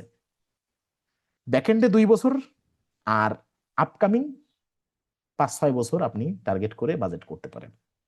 এতটুকু স্কোপ কুইক বুকস আপনাকে দিচ্ছে, যে আপনি 2030 সালে আমার বাজেট কি হবে সেটাও করে রাখতে পারেন। তা আমি ধরেন দিলাম জানুয়ারি 26 থেকে ডিসেম্বর 26, আর বাজেট টাইপ কনসলিডেটেড, ঠিক আছে, সাব ডিভাইডেড দিলাম না, এটা ন্যানো সেগমেন্টে যায়। অ্যাকচুয়াল ধরলাম 2022-কে দিয়ে, নেক্সট। এখন এই যে প্রিপেয়ারিং ইওর বাজেট, এটা কিন্তু এটুকু টাইম নিয়ে হয়ে গেছে। এখন দেখেন কম্পেয়ার রেফারেন্স ডাটা, ওই যেটাকে আমরা এর আগে বলছি যে একটা ডাটা ধরে করব, এটা হচ্ছে অ্যাকচুয়াল 2022, এটা চাইলে এখান থেকে চেঞ্জ করা যাবে, 22-এর জায়গায় 23, 24, 25 ধরতে পারেন আপনি, সমস্যা নেই। এখন দেখেন বাজেট তিন ভাবে, তিন ফরম্যাটে হতে পারে। ইয়ারলি হতে পারে, ইয়ারলি হলে এরকম ফিচার হবে, কোয়ার্টারলি হলে এরকম, দেখেন এই যে অ্যানুয়াল একটা থাকবে, আর বাজেট টোটালের একটা, আর অ্যাকচুয়াল জানুয়ারি থেকে মার্চ 2022 এই এক কোয়ার্টার, এরপরে এপ্রিল থেকে জুন এক কোয়ার্টার, এরপরে বাকি প্রত্যেক 3 মাসে কোয়ার্টার দিয়ে ধরবে। আর জানুয়ারি থেকে মার্চ 2022 এটা কোয়ার্টার 1, Q1, এটা হচ্ছে ছিল কি আমার প্রিভিয়াস ডাটা। আর এই জানুয়ারি থেকে মার্চ 2026-এ আমার কেমন হবে সেইটার ফিলটা হচ্ছে এই, অর্থাৎ ধোঁয়াশা যেটা দেখাচ্ছে সেইটা হচ্ছে পূর্ব নির্ধারিত ডাটা, আর এইটা রানিং যেটা দেখা এটা কারেন্ট ডাটা। তা আমি দেখেন অ্যাকচুয়াল 2022-এ আমার তেমন কোনো ট্রানজেকশন ছিল না, আমি 23 ধরতেছি আপাতত। 23-এ দেখেন এই যে টুকটাক কিছু ট্রানজেকশন ছিল, আপনি চাইলে এখান থেকে চেঞ্জ করতে পারেন। এটা আমার ছিল না বলতে কি বোঝাচ্ছি, আমরা তো এই সদ্য 3টা 4টা ক্লাস প্র্যাকটিস করছি, 4 ক্লাসের থেকে আজকে 8 ক্লাস। এখানে একটা বিজনেস ওনার সারা বছর যত ট্রানজেকশন করে, এর মানে হিউজ ডাটা হয়, ডেইলি বেসিসের ট্রানজেকশন হয়, সেক্ষেত্রে এখানে হিউজ ডাটা হয়, কম্পেয়ার করার মতো হিউজ হয়। কিন্তু আমরা তো প্র্যাকটিস করছি মাত্র কয়টা ক্লাস। আপনার যদি এই বাজেটটা সর্বশেষ করেন যে না আমি প্র্যাকটিস করব, বা আমি নিজে নিজে ডাটাবেজ নিজে নিজে ক্রিয়েট করে করে করে করে প্র্যাকটিস করব, তাতে আমি বাল্ক ডাটা দিব, আমি সব ধরনের ট্রানজেকশন বাল্ক কোয়ান্টিটিতে প্র্যাকটিস করতে করতে করতে সফটওয়্যারে যখন হিউজ ডাটা জমে যাবে তখন আমি বাজেটটা করব, যে না আমার সব ফিল্ডে যাতে সব হেডে পর্যাপ্ত ট্রানজেকশন থাকে বা সব হেডে পর্যাপ্ত ভ্যালু থাকে, তাহলে বাজেটটা পূর্ণাঙ্গভাবে ইম্প্যাক্ট আপনি দেখতে পারবেন এবং করতেও পারবেন। ঠিক আছে, তাহলে ইয়ারলি, কোয়ার্টারলি আর মান্থলি, তিনটা ফরম্যাটে। তা আমরা ধরেন সব থেকে ছোট যেটা ইয়ারলি তো সহজ, তার থেকে একটু ক্রিটিক্যাল কোয়ার্টারলি, আর সব থেকে একটু বেশি ক্রিটিক্যাল মান্থলি। তো আমরা মান্থলি করতে পারলে বাকি দুটো একদম সহজ। ঠিক আছে, চলেন এখন শুরু করি। এখন অ্যাকচুয়াল বাজেট 2023, ঠিক আছে। এখন আমরা কি করব, এখানে নিচে একটু স্ক্রল করে দেখবো কি কি হেড আছে, প্রত্যেকটা হেড আলাদা আলাদা আছে। 2023কে আমরা স্ট্যান্ডার্ড ধরতেছি, অ্যাকচুয়াল। এখন ধরেন আমাদের এখানে বাজেট, টোটাল একটা বাজেট, আর জানুয়ারি 2026 ফেব্রুয়ারি মানে মান্থলি যেহেতু ধরছি, প্রত্যেকটা আলাদা আলাদা। ধরেন আমার 2023-এ এখানে কিছু কিছু ফিগার জিরো আছে, দেখেন এই একটা জিরো, এগুলো সব 23 সালের। একটা জিরো মাত্র, এই একটা আর এই একটা, এই দুইটা একটু ইম্প্যাক্ট আছে, সেলস অফ প্রোডাক্ট ইনকাম আর সার্ভিসেস। তা আমরা ধরতেছি যে এগুলো আমরা ধরেন যেখানে জিরো আছে এখানে আমাদের ইতোপূর্বের আরো অনেক ডাটা থাকবে, হয়তো কম বা বেশি থাকতে পারে, কিন্তু আমরা বাজেটটা পূর্ণাঙ্গ করব। তাহলে আমরা কি করতে হবে, অ্যাকচুয়াল 2023-এ যেখানে জিরো আছে সেগুলো আমরা একটু আপাতত ইগনোর করলাম, ধরেন ওখানে জিরো না, ওখানে আরো ভ্যালু আছে, আপাতত ইগনোর করলাম। এখন বাজেট টোটাল, এখানে একটা কলাম আছে দেখেন, এই যে এটা টোটাল, তার মানে অ্যাকচুয়াল 23 যেমন এটা হবে অ্যাকচুয়াল 26, এরকম, মানে আমি 23-এর সাথে 26 কম্পেয়ার করতেছি। এখন কথা হচ্ছে এই কলামটা, এই 23-এর পরে, অ্যাকচুয়াল 23-এর পরে যে কলামটা সেটা হচ্ছে 26-এর, অর্থাৎ এই যে বছরে বাজেট করতে চাচ্ছি সেই বছরের কলাম, এই কলামটা পূর্ণাঙ্গভাবে 26 সালের কলাম, মানে পুরো বছরের বাজেটটা এখানে শো করবে।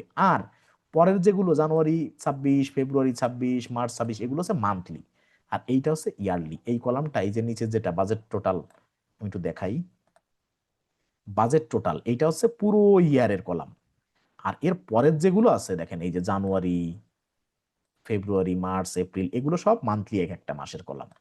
তার মানে এই যে ইয়ারের যেটা, এইটা, এই যে ইয়ারের যেটা বাজেট টোটাল, এইখানে এইখানে যে ফাঁকা ঘর আছে দেখেন, এই যে ব্ল্যাঙ্ক, এখানে আমি একটা টাকার অঙ্ক দিলে এই একটা আইকন আছে, এই যে একটা আইকন আছে, এখানে যদি ক্লিক করি, এই বছরের টাকা ধরেন এখানে দিলাম, দিয়ে এই আইকনে ক্লিক করলে এখানে ডিভাইডেড হয়ে 12 মাসে বসে যাবে। আবার সিঙ্গেল সিঙ্গেল জানুয়ারি মাসে কত বাজেট সেটা দিব, ফেব্রুয়ারিতে কত দিব, মার্চে কত দিব, এইভাবে দিয়ে 12 মাসে যা দিব তা আবার টোটাল ভ্যালু হয়ে এই ঘরে চলে আসবে। চলেন প্র্যাকটিক্যালি দেখি।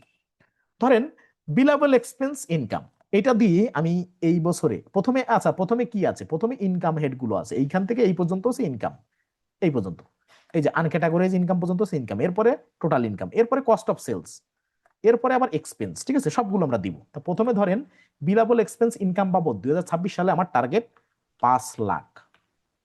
ধরেন স্বাভাবিক বাজেট করলে তো মানুষ কম করে না, স্বাভাবিক। এই 5 লাখ আমি ধরেন ইয়ারলি দিয়েছি। এখন 5 লাখ যদি ইয়ারলি বাজেট হয়, আমার মান্থলি, আমি তো করতেছি মান্থলি বাজেট, আমি তো কোয়ার্টারলিও করছি না, ইয়ারলিও করতেছি না। ইয়ারলি হয়তো আমার একটা হিসাব দাঁড়াবে বা একটা ফিগার দাঁড়াবে, কিন্তু আমার দরকার মান্থলি বাজেট করা।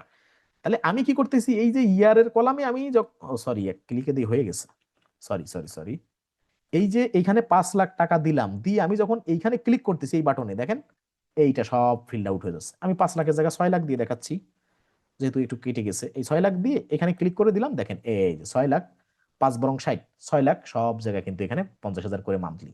তার মানে আমার টার্গেট পড়তেছে মান্থলি 50,000 করে, জানুয়ারি 2026 থেকে এই যে ডিসেম্বর 2026 সব জায়গায় 50,000 মান্থলি দিলাম। এটা একটা টার্গেট। এবার ডিসকাউন্ট গিভেন, আমি যে ডিসকাউন্ট দিব মানুষদের বিজনেস পারপাজে, আমি সর্বোচ্চ, মানে সরি ডিসকাউন্ট গিভেন বলছি, এখানে ডিসকাউন্ট গিভেন আমার ইনকাম। তা আমি ধরেন সর্বোচ্চ আমি টার্গেট করতেছি যে ডিসকাউন্ট পাবো আমি 1 লাখ টাকার।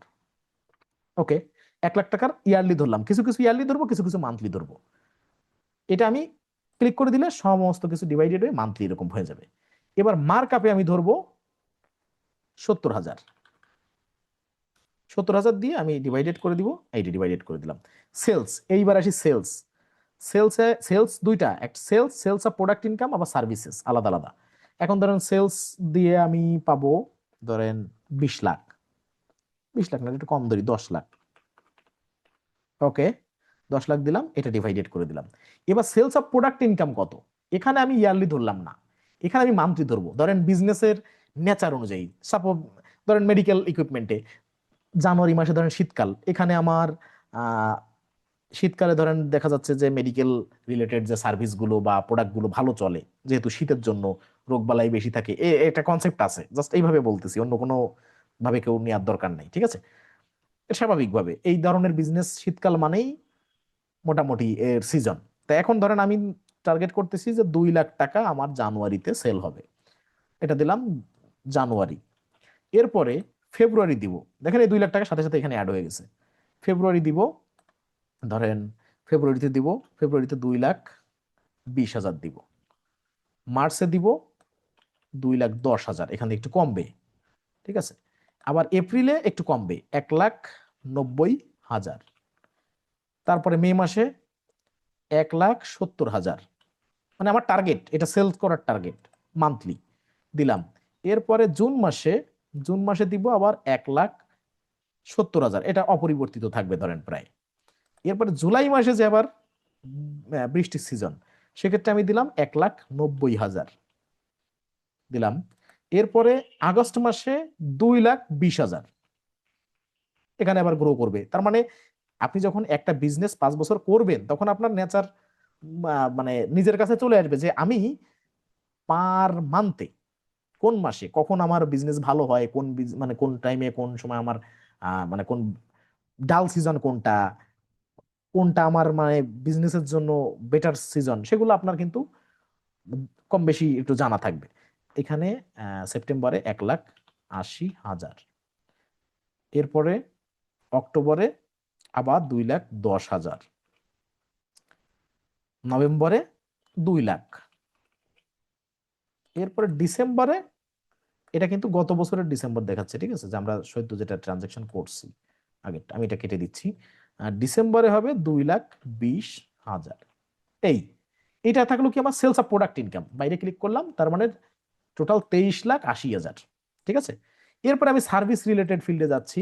সার্ভিসে ধরেন আহ, আমি চাইলে মান্থলি দিতে পারি, ঠিক আছে, এই যে একটা তো মান্থলি দিয়ে দেখালাম, বাকিটা আপনারা একটু বুঝে নেন যে সিজন অনুযায়ী, বিজনেস অনুযায়ী, বিজনেসের নেচার অনুযায়ী কোন মাসে বা কোন সিজনে কোন বিজনেসের ডাল সিজন, বা কোন সিজনে কোন বিজনেসের জন্য বেটার সিজন, ঠিক আছে, বা বিজনেসের সিজন, সহজ কথা। এভাবে সিঙ্গেল সিঙ্গেল দিলে এভাবে দিতে হয়, সেই সিঙ্গেল সিঙ্গেল 12 মাসের টাকা এই হেডে যোগ হয়ে যায় টোটালটা। আবার একবারে এখানে দিয়ে এই বাটনে ক্লিক করলে স্প্লাইট হয়ে সব জায়গায় সব মাসে সমান ভাগে বিভক্ত হয়ে যায়। আমি সার্ভিসে এখানে ধরেন দিচ্ছি, সার্ভিসে দিচ্ছি 25 লাখ,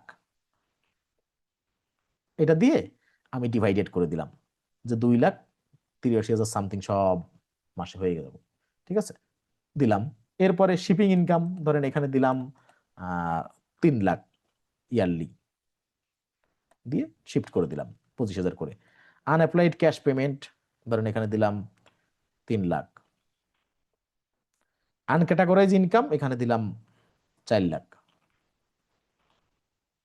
এই ধরেন এটা আমার ইনকাম ফিল্ড হলো। এবার আছে কস্ট, কস্ট অফ সেলস, এখানে আছে কত সামথিং, আমি যেগুলো এই সদ্য ট্রানজেকশন করলাম, এখানে আমি দিচ্ছি যে প্রোডাক্ট যেগুলো সেল করব তার কস্ট অফ সেল 23 লাখে আমি ধরে নিচ্ছি 14 লাখ হচ্ছে আমার কস্ট অফ সেলস থাকবে। 12 লাখ দিচ্ছি, 12 লাখ, আরো কস্ট আছে, আচ্ছা 12 লাখ, 12 লাখ দিয়ে এটা এই করে দিলাম, ওকে। এরপরে ইনভেন্টরি শ্রিঙ্কেজ, মানে কিছু প্রোডাক্ট হারায় যাওয়া বা চুরি যাওয়া বা যে কোনো কারণে ড্যামেজ হওয়া, এগুলো সব মূল্যে দিচ্ছি আমি 1 লাখ ইয়ারলি, দিয়ে ডিভাইডেড করে দিলাম। এবার পার্সেস, পার্সেস দিচ্ছি আমার প্রতি মাসে 1 লাখ করে, ধরেন 12 লাখ, ঠিক আছে, দিলাম 12 লাখ, 12 লাখ দিনে 1,20,000 দিয়ে দিয়েছি, ওকে। ওকে, এই যে চেঞ্জ করে দিয়েছি। আবার দেখা যাচ্ছে ইনভেন্টরি শ্রিঙ্কেজ, স্টক শ্রিঙ্কেজ, দুটো আলাদা হেড হয়েছে কেন, আমি আলাদা একটা ক্রিয়েট করছি, ঠিক আছে। ইনভেন্টরি শ্রিঙ্কেজই হবে এটা, স্টক শ্রিঙ্কেজ হবে না। তারপর এটা চলে আসছে, সমস্যা নাই, একই জিনিস, ঠিক আছে, একই জিনিস, এটার দরকার নাই। আচ্ছা, এবার আছে কি ইন্স্যুরেন্স জেনারেল, এবার আসবে এক্সপেন্স, আমি ইন্স্যুরেন্স বাবদ আমার এমপ্লয়ি বা আমার নিজের প্রতিষ্ঠানে যারা আছে স্টাফ বা যাবতীয় সবকিছু মিলে, বা আমার প্রতিষ্ঠান ওভারঅল ইন্স্যুরেন্স বাবদ আমি 5 লাখ টাকা খরচ করব ইয়ারলি। এটা ডিভাইডেড হয়ে এটা চলে যাবে যে আমি পলিসি হিসেবে প্রতি মাসে 41,666.67 এই টাকা জমা দিব পলিসি হিসেবে। পেরোল, পেরোল বাবদ প্রতি বছর আমি খরচ করব 3 লাখ দিলাম। স্যালারি অ্যান্ড ওয়েক্সে আমি দিব পেরোলের সাব ক্যাটাগরি যেগুলো, তা পেরোলে ওভারঅল সব দিয়ে দিয়েছি। ধরেন দেওয়ার পরে আমি এইখানে অল্প অল্প কিছু দিচ্ছি। স্যালারি অ্যান্ড ওয়েক্সে ধরেন 1 লাখ। ভ্যালুটা হচ্ছে জাস্ট আপনাদের জন্য বোঝানোর জন্য। আর এই হেলথ ইন্স্যুরেন্সের জন্য ধরেন 50,000 ইয়ারলি। আর পেরোল ট্যাক্সে ধরেন 40,000। যদিও এগুলোর মানে ফিগার আরো বড় হয়, হেলথ ইন্স্যুরেন্স বিদেশে বা স্যালারি অ্যান্ড ওয়েক্স এগুলো আরো বেশি হয়, অনেক বেশি হয়। মানে health insurance, payroll tax tax এগুলো বেশি, অনেক বেশি ভ্যালু হয়। তো আমি একটু দিয়ে বোঝানোর সুবিধার্থে দিচ্ছি, যাতে করে ইনকামের থেকে এক্সপেন্স বা কস্ট টস্ট এগুলো বেশি না হয়ে যায়, এই জন্য একটু কমাই দিলাম ওখানে। এবার ধরেন মিলস অ্যান্ড এন্টারটেইনমেন্ট বাবদ ধরেন ইয়ারলি আমি 1 লাখ টাকা খরচ করতে চাই, ঠিক আছে সর্বোচ্চ। রিপেয়ার অ্যান্ড মেইনটেনেন্সে খরচ করতে চাই ধরেন আমি 70,000 ইয়ারলি, ঠিক আছে। সাপ্লাইজ সেখানে আমি 10,000 জিবিপি ইয়ারলি করতে চাই। রেন্ট অ্যান্ড লিজ এখানে ধরেন 25,000 ইয়ারলি দিলাম। অ্যাডভার্টাইজিং প্রমোশনাল এখানে ধরেন 1 লাখ, ঠিক আছে দিলাম। এরপরে ইন্টারেস্ট পেইড, মানে ধরলে ধরার শেষ নাই, অনেক এক্সপেন্স আছে। ইনকাম হেডের থেকে এক্সপেন্স হেড বেশি। তা আমি ধরেন লিগাল অ্যান্ড প্রফেশনাল ফি এখানে ধরলাম 50,000, মানে বেশি হয়ে গেলে আবার বিপদ, ঠিক আছে এক্সপেন্স গুলা দিলাম। অডিট ফি, রেন্ট টেন্ট, মানে আমার দেওয়ার এখনো অনেক কিছু আছে, ধরেন আমি এখানে অল্প অল্প কিছু দিয়ে যাচ্ছি। এখানে 40,000 দিলাম ইয়ারলি, 40,000 দিয়ে ইন্স্যুরেন্সে দিলাম 30,000 আলাদা ইন্স্যুরেন্স, ঠিক আছে এটা দিলাম। এরপরে কস্ট অফ লেবার দিলাম 20,000 ইয়ারলি, ঠিক আছে। পার্কিং ফি দিলাম 10,000 ইয়ারলি। মানে এটা তো আপনি আমি যে মানে যেভাবে দিচ্ছি ব্যাপারটা তো এরকম না। আপনার তো প্ল্যানিং থাকবে একটা প্রতিষ্ঠান মানে, যে আমার প্রিভিয়াস ইয়ারে ব্যাড ডেপ্টে কত খরচ হয়েছে, প্রিভিয়াস ইয়ারে এন্টারটেইনমেন্টে কত খরচ হয়েছে, কোন মাসে বেশি খরচ হয়, কোন মাসে কম খরচ হয়, সেই ডাটা আপনি হাতে নিয়ে বসবেন। সেই ডাটা নিয়ে বসলে তার এগেনস্টে বা তার আদলে আপনার কিন্তু হবে আপনার বাজেটটা। এটা এমন না যে মন চাচ্ছে বসাই দিচ্ছি, ব্যাপারটা এরকম না। এটা তো এটা বোঝানোর জন্য, দেখানোর জন্য, প্রসিডিউরটা কি তার জন্য তো অবশ্যই আমার দেখাতে হবে। কারণ 1 লাখ ধরেন ব্যাড ডেপ্ট দিয়ে আমি দিয়ে দিলাম স্প্লাইড করে। আপনার 1 লাখ টাকা নাও হতে পারে, আপনার প্রতিষ্ঠানে 3 লাখ টাকা ব্যাড ডেপ্ট হতে পারে। সেখানে আপনার ধরেন জানুয়ারি ফেব্রুয়ারি মার্চ প্রতি বছর বেশি আপনার বকেয়া পড়ে যায়, সেটা আপনি আর পরবর্তীতে পান না। সেক্ষেত্রে আপনার সেখানে প্রথম 3 মাসে বেশি দেখানো লাগতে পারে, পরের থেকে আস্তে আস্তে আপনার সেলসও ডাউন হয়, তাহলে সেখানে আরো কম হয়। এরপরে আবার যে জুন জুলাইয়ের পর থেকে ধরেন আবার এটা ঊর্ধ্বগতিতে হয়। তাহলে আপনার প্রতিষ্ঠানের মানে ট্রানজেকশনের বেসিস এটা হবে। ব্যাংক চার্জ ধরেন আমার সারা বছরে আমার 50,000, ঠিক আছে 50,000 টাকা আমি স্প্লাইড করে দিলাম, স্প্লাইড করে দিচ্ছি আপনাদের দেখায় বোঝা মানে বোঝানোর সুবিধার্থে। চাইলে সিঙ্গেল করে আপনারা দিতে পারেন। এবার আছে কি অফিস রেন্ট, আমার 1,20,000 টাকা অফিস রেন্ট হবে, অর্থাৎ 10,000 জিবিপি মান্থলি দিলাম। অ্যাডভার্টাইজমেন্ট, এন্টারটেইনমেন্ট, বহুত কিছু আছে এখানে, বহুত কিছু আছে যার শেষ নাই। Travelling expense 1 lakh yearly. দেখা যাচ্ছে আমার কেন ইনকাম হেডের থেকে এটা বেশি হয়ে গেল, ঠিক আছে সেজন্য আমি একটু কম কম দিচ্ছি, ডোন্ট মাইন্ড। এবার আছে এইগুলো সব ধরেন দিলাম, দিয়ে এইখানে ব্যাংক ইন্টারেস্ট, আদার ইনকাম, এখানে ধরেন আমি দিলাম ব্যাংক ইন্টারেস্ট পাবো আমি আহ এখানে একটু বেশি দিয়ে দিচ্ছি যাতে কম না হয়, 10 লাখ। আমি ধরেন 10 লাখ টাকা ব্যাংক ইন্টারেস্ট পাবো, এটা দিয়ে দিলাম, ঠিক আছে আদার ইনকামে। এবার ডেপ্রিসিয়েশন দিব কত, ডেপ্রিসিয়েশন দিব ধরেন ইয়ারলি ডেপ্রিসিয়েশন দিব দুই 2 লাখ না, এখানে ধরেন আমি 6 লাখ টাকা ইয়ারলি ডেপ্রিসিয়েশন হবে আমার, দিলাম। এক্সচেঞ্জ গেইন আর লস এখানে মাইনাস দিলে কি হয়, এক্সচেঞ্জ গেইন হয়, আর প্লাস ফিগার মানে এটার এক্সচেঞ্জ লস। তা আমি ধরলাম যে -1,20,000 এটা আমার এক্সচেঞ্জ গেইন থাকলো, ঠিক আছে আমি দিলাম, এটা মাইনাস ফিগার দিয়ে দিলাম। আর এখানে আদার এক্সপেন্সে দিয়ে দিব মানে, আচ্ছা এখানে এক্সপেন্স গেইন এটা হচ্ছে প্রফিট অ্যান্ড লসে মাইনাস প্লাস হবে, এখানে না। এখানে এখানে দিয়ে দিলেও তো তাই, হ্যাঁ ঠিক আছে প্রফিট অ্যান্ড লসের ব্যাপারটা এখানেই থাকবে। এই স্ট্যাটাসটাই এরকম যে এক্সচেঞ্জ গেইন মানে মাইনাস দিবেন, আর এক্সচেঞ্জ লস মানে এখানে লাল বাতি জ্বলে যাবে, দেখেন এই যে এই লাল বাতি হয়ে গেল 1,20,000, ঠিক আছে। এবার দিলে আচ্ছা এবার হয়েছে, যাক হয়েছে অবশেষে। মানে এই এক্সচেঞ্জ গেইন আর লস প্রফিট অ্যান্ড লসে মাইনাস ফিগার মানে এক্সচেঞ্জ গেইন আর লস, প্রফিট অ্যান্ড লস রিপোর্টে এটা যদি এক্সচেঞ্জ গেইন আর লসের আগে মাইনাস চিহ্ন দেখেন প্রফিট অ্যান্ড লস রিপোর্টে, তাহলে মনে করে নিবেন exchange gain, minus status means exchange gain অর্থাৎ আপনার লাভ। আর প্রফিট অ্যান্ড লস রিপোর্টে এক্সচেঞ্জ লস মানে আপনার প্রকৃত অর্থে মানে এক্সচেঞ্জ লস না, প্লাস আইকন যেটা এক্সচেঞ্জ গেইন আর লস এর স্ট্যাটাসে যদি টাকার ঘরে দেখেন প্লাস আইকন মানে কিছু নেই মানে প্লাস, তাহলে এটা প্রকৃতপক্ষে আপনার এক্সচেঞ্জ লস। তার মানে কারেন্সি এক্সচেঞ্জ করলে লাভ লস অর্থাৎ এক্সচেঞ্জ রেটের উপরে নির্ভর করে লাভ লস। এখানে যদি মাইনাস ফিগার থাকে প্রফিট অ্যান্ড লসে সেইটা হচ্ছে লাভ আপনার, আর যদি প্লাস চিহ্ন বা কোনো চিহ্ন না থাকে সেইটা মানে আপনার লস। তো এখানে সেটা দিতে গেছিলাম, তা সেটা মানে ওই লাল দেখাচ্ছিল এখানে মাইনাস দিয়ে পরে আবার প্লাস দেওয়ার কারণে এটা স্প্লাইট না করার কারণে এখন ঠিক হয়েছে। ওকে, আদার এক্সপেন্স ধরেন কেমন থাকবে, ধরেন সারা বছর আদার এক্সপেন্স থাকবে 5 লাখ টাকা, যেটা অলিখিত যে বিভিন্ন খাতের বাইরেও এই। এখন দেখেন এখানে কিছু হেড দিই নাই ফাঁকা, এই ফাঁকা গুলো থাকবে না, আপনারা প্রত্যেকটা হেডে কিছু না কিছু দিবেন, মানে এমন ভাবে ব্যালেন্স করে দিবেন যে ইনকাম থেকে কস্ট যেন বেশি না হয়ে যায়, তাহলে ইম্প্যাক্টটা সহজে বুঝতে পারবেন। ঠিক আছে, এখন এই যে বাজেট আমরা করলাম দেখেন এখানে কি আছে, মান্থলি কত আছে, দাঁড়ান একটু দেখে নিই, 15,000, এত বেশি প্রফিট হয়ে গেল। ও না, বেশি হয়নি। এ দেখেন টোটাল ইয়ারে আমার যে বাজেট করছি 2026 সালে 31,15,000 টাকা প্রফিট আবার হবে। ঠিক আছে, টোটাল নেট ইনকাম হবে 1,33,00,000, 1,33,00,000 নাকি, দাঁড়ান, না না না, 3 আর 3 6, সাতটা, সাতটা কই, 6টা, আরে কি চোখে তো, ও আচ্ছা এটা হচ্ছে আগের বছরেরটা, এটা এটা এটা কম ছিল, এটা কম ছিল তার মানে বেশি ট্রানজেকশন ছিল না, এই জন্য এইটা হবে হচ্ছে মূল মোট কথা। 31,15,000 টাকা হবে হচ্ছে আপনার এইখানে এই বাজেট, এই বছরের বাজেটে। এখন বাজেটে এটা যদি হয়, এটা আপনার দেখা যাচ্ছে ইয়ারলি প্রফিট, এখন ইয়ারলি প্রফিটে জানুয়ারিতে আপনি প্রফিট কত করবেন, 2,61,250, ফেব্রুয়ারিতে 2,81,250, মার্চে 2,71,000, এপ্রিলে 2,51,000, তারপরে মেতে 2,31,000। এই স্ট্যাটাস গুলো কি আমরা যেমন ডাটা দিয়েছি সেইভাবে আসছে।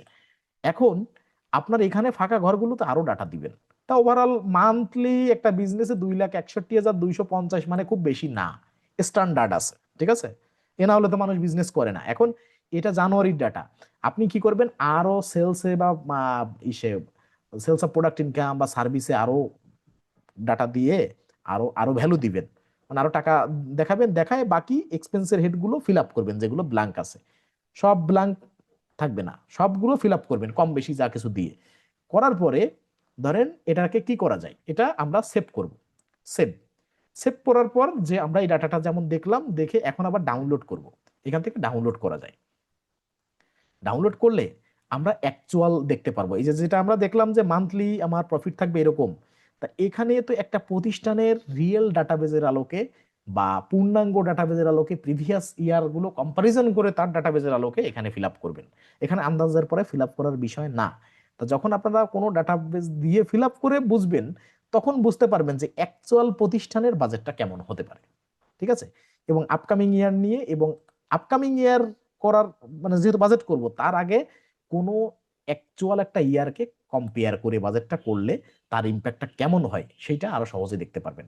তো আমার বাজেটটা সেভ করছি, সেভ করে এখন কেটে দিব, কেটে দিলে এই দেখেন এই যে বাজেট, এখন আমি এটাকে কি করতে পারি, এই বাজেটটাকে আমি ডিলিট করে দিতে পারি, ডুপ্লিকেট করতে পারি, এইটা রান বাজেট ওভার রিপোর্ট, এই রিপোর্ট দেখতে পারি, আবার run report in spreadsheet synchronise. তা আমরা এটাকে কি করব, আমরা run budget overview report, budget overview report দেখবো আমরা। এখানে যখন গেলাম তখন আরেকটা ট্যাবে আমাদের নিয়ে গেল, যখন এখানে যে রান বাজেট ওভারভিউ রিপোর্টে গেলাম আরেকটা ট্যাবে নিয়ে গেল, এখানে একটা রিপোর্ট ওপেন হবে। এই রিপোর্ট ওপেন হলে আচ্ছা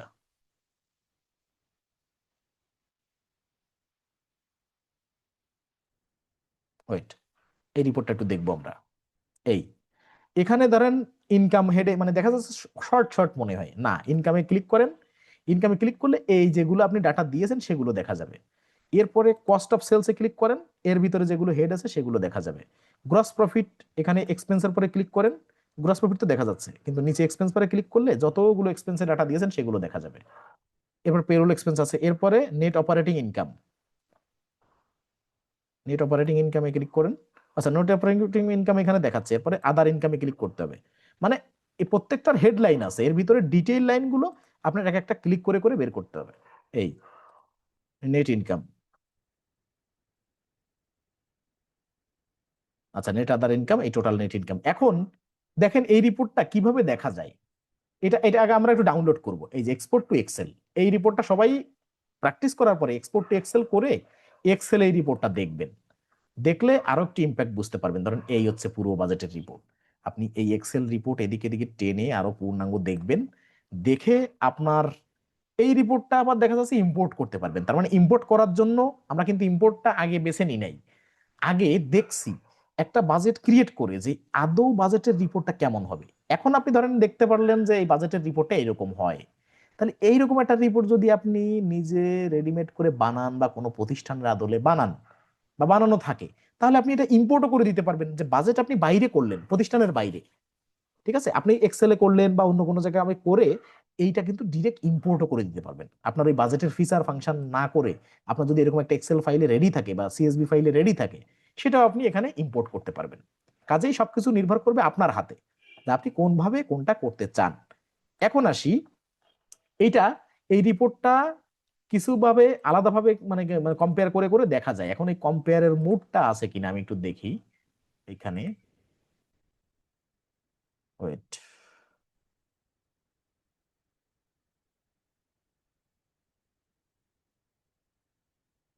আপডেট করে সবকিছু মানে এমন করে ফেলছে, মানুষ আপডেট করে উপকার করে। আচ্ছা, এইখানে কম্পেয়ার করা যেত, ঠিক আছে, এখানে কম্পেয়ার করা যেত। সে কম্পেয়ার করার মতো, আচ্ছা কম্পোর্ট ভিউ দিয়েছে, কম্পেয়ার চাচ্ছি আর কম্পোর্ট ভিউ দিচ্ছে। যাক, এখন এটা দেখানো মনে হয় না যে এখানে আর দেখানোর অপশন আছে। কারণ আমরা যেভাবে দেখাতে চাচ্ছিলাম সেভাবে যদি দেখাতে পারতাম তাহলে একটু বুঝতে সুবিধা হতো, ঠিক আছে। ধরেন অলরেডি তো আসবে না, আমরা যেটা দিয়েছিলাম যে কাস্টম ডেটে, অর্থাৎ এই ইয়ারের, ঠিক আছে, জানুয়ারি 2025-এর, 25-এ না 26-এ, সরি 26-এর জানুয়ারি 1 তারিখ থেকে 26-এর 31 তারিখ, ডিসেম্বরের 31, এই ডেটে আমরা দেখতেছিলাম। এখন এই ডেটে এখান থেকে আগে কম্পেয়ার করা যেত এবং প্রিভিয়াস ইয়ারকে, প্রিভিয়াস ইয়ারের কত পার্সেন্ট আমরা কমপ্লিট করছি বা আমাদের ঘাটতি আছে কিনা, তো এটা অবশ্য দেখা যায় পরবর্তী বছর যে, তার মানে 2026-এ বাজেট করলে 2027-এর কম্পেয়ার করা যায়। যদি এমন হতো যে আমরা 2024 বা 25 দিয়ে, ধরেন 2024 দিয়ে আমরা কম্পেয়ার করছি এবং বাজেট করছি 2025-এর, আর আজকে 2026-এ এসে দেখতে পারতাম যে 2026-এর জুন মাসে কত পার্সেন্ট, মানে কত টাকা আমার এখানে প্রফিট করার কথা ছিল তার কত পার্সেন্ট আমি কমপ্লিট করতে পারছি।